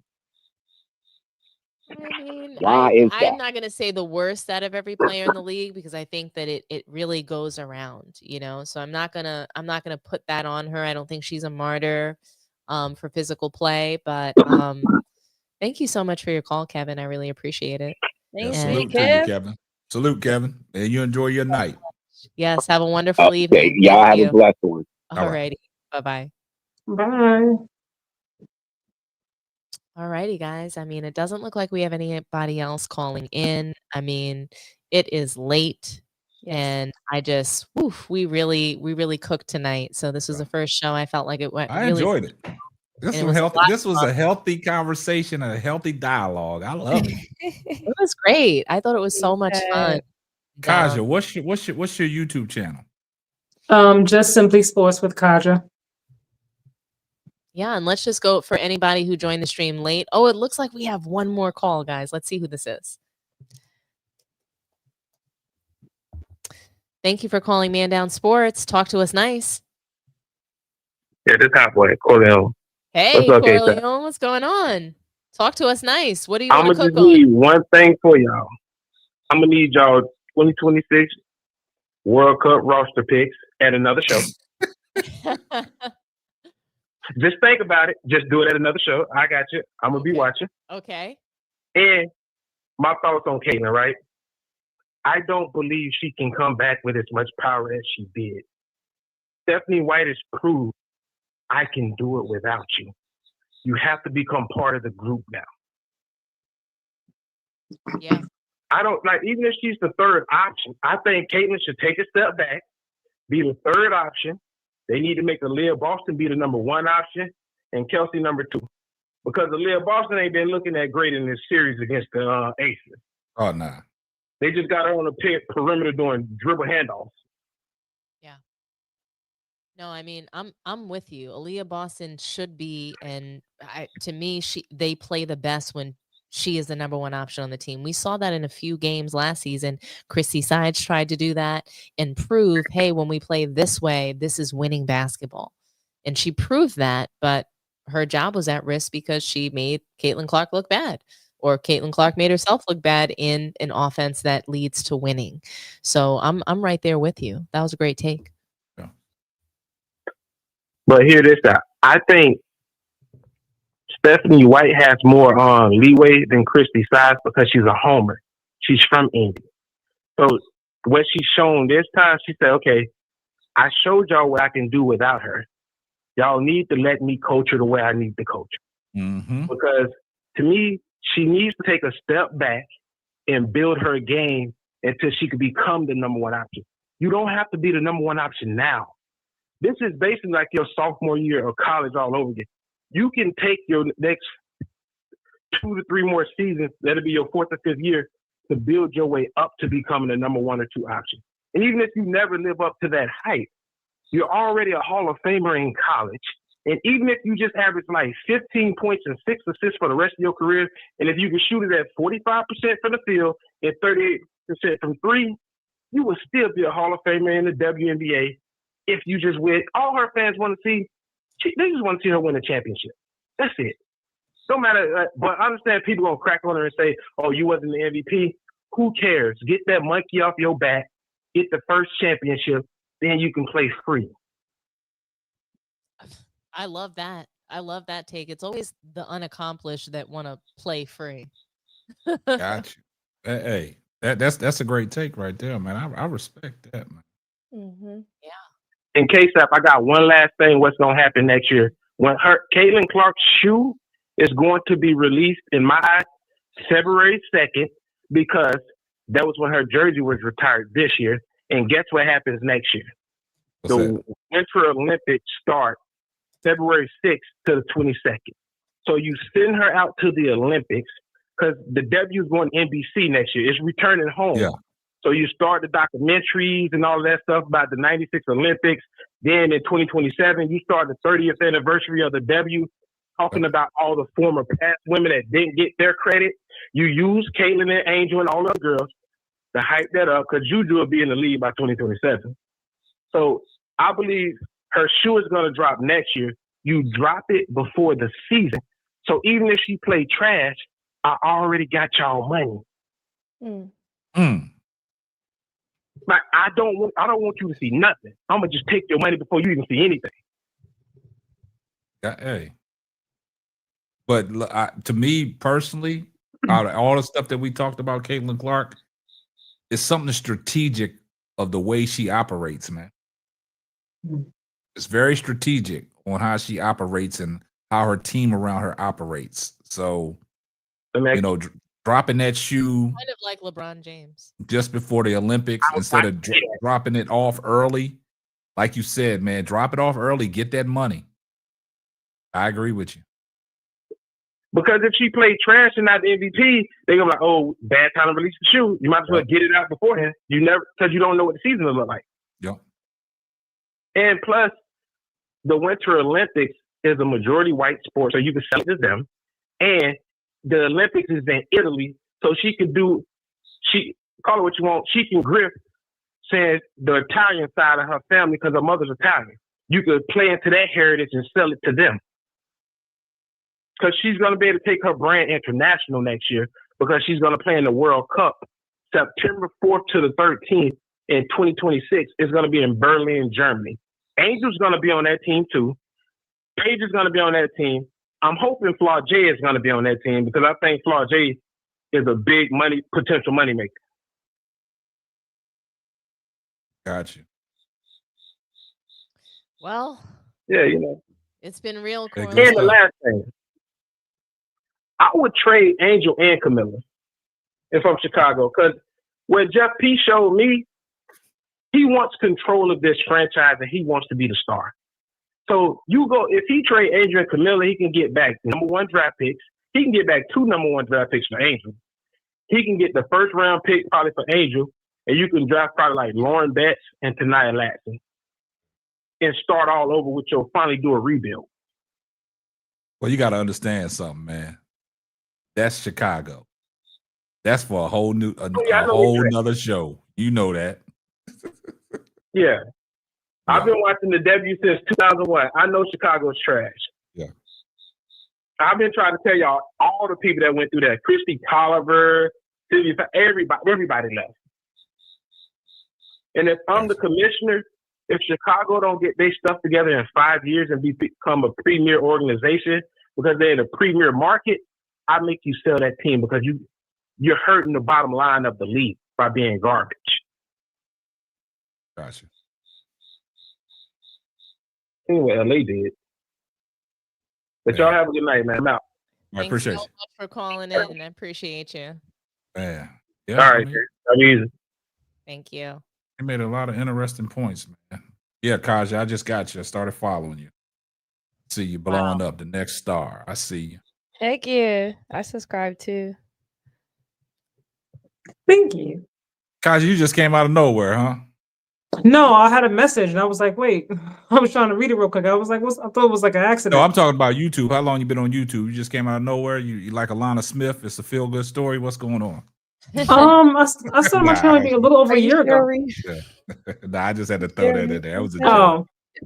In case I was Cheryl. I had to wake you. I had to wake you up. I know you're trying to lay it down. I just wanted to wake you up. No, I'm awake. I'm awake. Good stuff. I just really want to say thank you. For anyone who's not subscribed to Kaja's podcast, let's just all go around and shout ourselves out real quick. Brianna, let's start with you. Oh yeah, I'm with the Noble. I'm the host of the Noble podcast. If you know bull, you know ball. So make sure you go ahead and subscribe. I appreciate everyone who tuned in and showed love and dropped your takes in the chat. Guys, go ahead and subscribe. I'm Dominique from Sports Tea, so come and find me over there. And you can also find me on Man Down Sports as well. So talk to me nice. Yeah. Kaja, you guys, just simply Sports with Kaja. You can find me here on YouTube, on TikTok, WNBA, NBA, NFL. So yeah, I appreciate the opportunity. Nice, lovely being here with you guys. So I look forward to the next one. Hey, you got to be prepared for the grind now. It's your time to shine now. Like you said, Man Down Sports trying to get you off the ground, man, and it's a great place to be, man. And I got to give a personal shout out to Mel, man, and Man Down Sports and everything that he's doing for his people and his community, right? Yeah. And that's how I met Dominique through Man Down Sports. Dominique was blessed to come on my panel last year, and she cooked. Everybody been asking me, where's Dominique at now? Where's she? I said, nah, Dominique is off the ground. She got a successful podcast of her own. So y'all need to go over there and subscribe to Sports Tea. And, you know, that's what I say about YouTube, man. YouTube is enough for everybody to eat. You know what I'm saying? And the thing about it is, Man Down Sports, man, he's built a beautiful community for his people. And I just like what Mel's doing. I like what he stands for because he's helping out a lot of people, right? And like I said, anybody that's dealing with Mel and Man Down Sports, man, they always got a beautiful production. You know what I'm saying? They're gonna make it look good. Me and Mel was in the military. You know what I'm saying? And our philosophy is presentation is half the battle. You got a great presentation, you know, people are going to come, you know what you're talking about, people are going to gravitate back to you. And when Dominique was on my panel, you know, a lot of people just gravitated to her. You know what I'm saying? She was up there cooking. We probably had about 6 or 7 people on the panel, and Dominique came out there and showed out. You know what I'm saying? So Dominique's name rings a bell when it comes to my community, the Simply Ball Dropping Networks. So you guys can find me on Simply Ball Dropping. Like I said, I got a host of people that have different shows. I have the Full Court Trio. We have the Players Club. We got Cut the Ish, Real Talk Sports with Keisha. We got Steady Serving Sports ENT with Bro Claude. We got Court Vision with So Pretty Tony. So we got our own little network. We got things that we're doing. But, you know, like I said about Mel, salute to him, man, because that's probably one of the more positive brothers that's on YouTube doing their thing. You know what I'm saying? Stays in his own lane. You know what I'm saying? And he just helps his community out. And like I said, Dominique, she's branched off and she's rocking and rolling. You know what I'm saying? And she's doing her thing. Mel got the full panel Friday. You know, he got the guys that come up there and talk football. So, you know, they well versed in a lot of things, man. And I think that Kaja could benefit, you know, from being on that platform to get her feet wet. And then Brianna, you know, she's been on my panel. You know, she caused a little ruckus. She caused a little stir. You know what I'm saying? But like I said, it's all healthy conversation. It's always great to collaborate with different minds. You know what I'm saying? And like I said, I'm glad that Dominique reached out to me tonight, come on her panel, and you know, I got to return the favor. So I'm here, you know what I'm saying, representing Simply Ball Dropping Networks, but also this is a testament of how good that the Man Down Sports production is doing. So it was a pleasure that I was on this show tonight. Well, I Did just you want say Keisha? to mention KSAP. Keisha, yeah, Cut the Ish with Real She Talk Sports messaged with me. Keisha. Yeah. She messaged me, so it made me think about it. Cool. She Make had you think. messaged me like Oh, okay. a few weeks ago, so yeah. Okay, yeah. It's honestly, this whole thing, I think, is just a testament of, you know, our collaboration, Mel bringing everybody together. And he's kind of like, I call him the YouTube Robin Hood, you know, he's out, he's always reaching back and lifting up others. And that's really what it's about. There's enough space for everybody. There's always room for other opinions. And we're all just super flexible in creating this really cool space to come in here, talk about sports, have a lot of fun, right? Disagree with respect. Yeah. I think, you know, I'm just super excited for the next show. So thank you all for joining. I want to salute the moderators that we have in our chats and, you know, the members of our YouTube channels and everybody that supported. So thank you so much. Guys, don't forget, subscribe to every channel that we've talked about. So hit the like button. Okay. So smash that like button for us before you head out. We had over 100 people watching tonight. So we should have over 100 likes on this video. Okay. And then the second thing I need you to do is go ahead and subscribe to the channel. So if you are not subscribed to Man Down Sports, go ahead and subscribe right now. Okay. And the most important thing that you're going to do is share these videos. So if you like Man Down Sports, Sports Tea, Just Simply Sports, No Bull Podcasts, as well as Simply Ball Dropping, go ahead and share our channels. Share this video on your social media. Share it with your friends and family and let them know so that we can grow the network and the community even bigger. So thank you all for joining us tonight. Happy Friday. Get some rest. Thanks for hanging in tight. You talking about get some rest. You out there on that West Coast time. Right. And let me say one more thing before we leave. Yeah. You know what gets me? It's like this time of night. I know everybody's on different time zones. It's 3 o'clock where I'm at, right? And Dominique just touched on that. You got over 100 people watching you this time of night. Yeah. You're holding people's attention for 3 hours. Over 100 people in your chat and over 100 people on your show. That speaks volumes. that you can have, because people got short attention spans. Right. But for people that want to stay that long, I know Brianna, it's 4:00 where you at, and people are still watching on the East Coast. They could be taking a nap. I don't know where you at, Kaja. I don't know what time zone you're in. New York. You're in New York. You're on the East Coast, and you still got this many people watching. So that's the testament of everybody's hard work and what everybody brings to the table. So I salute you all. Thank you so much, KSAP. I really appreciate it. Thank you all. Honestly, this panel was fantastic, and it's only going to get better and better and better as we all continue to work together and collaborate and just be on this journey. So thank you guys again for watching. Like, share, and subscribe. Okay? We're out of here. Happy Friday, guys. Salute. Love. Bye. Good night.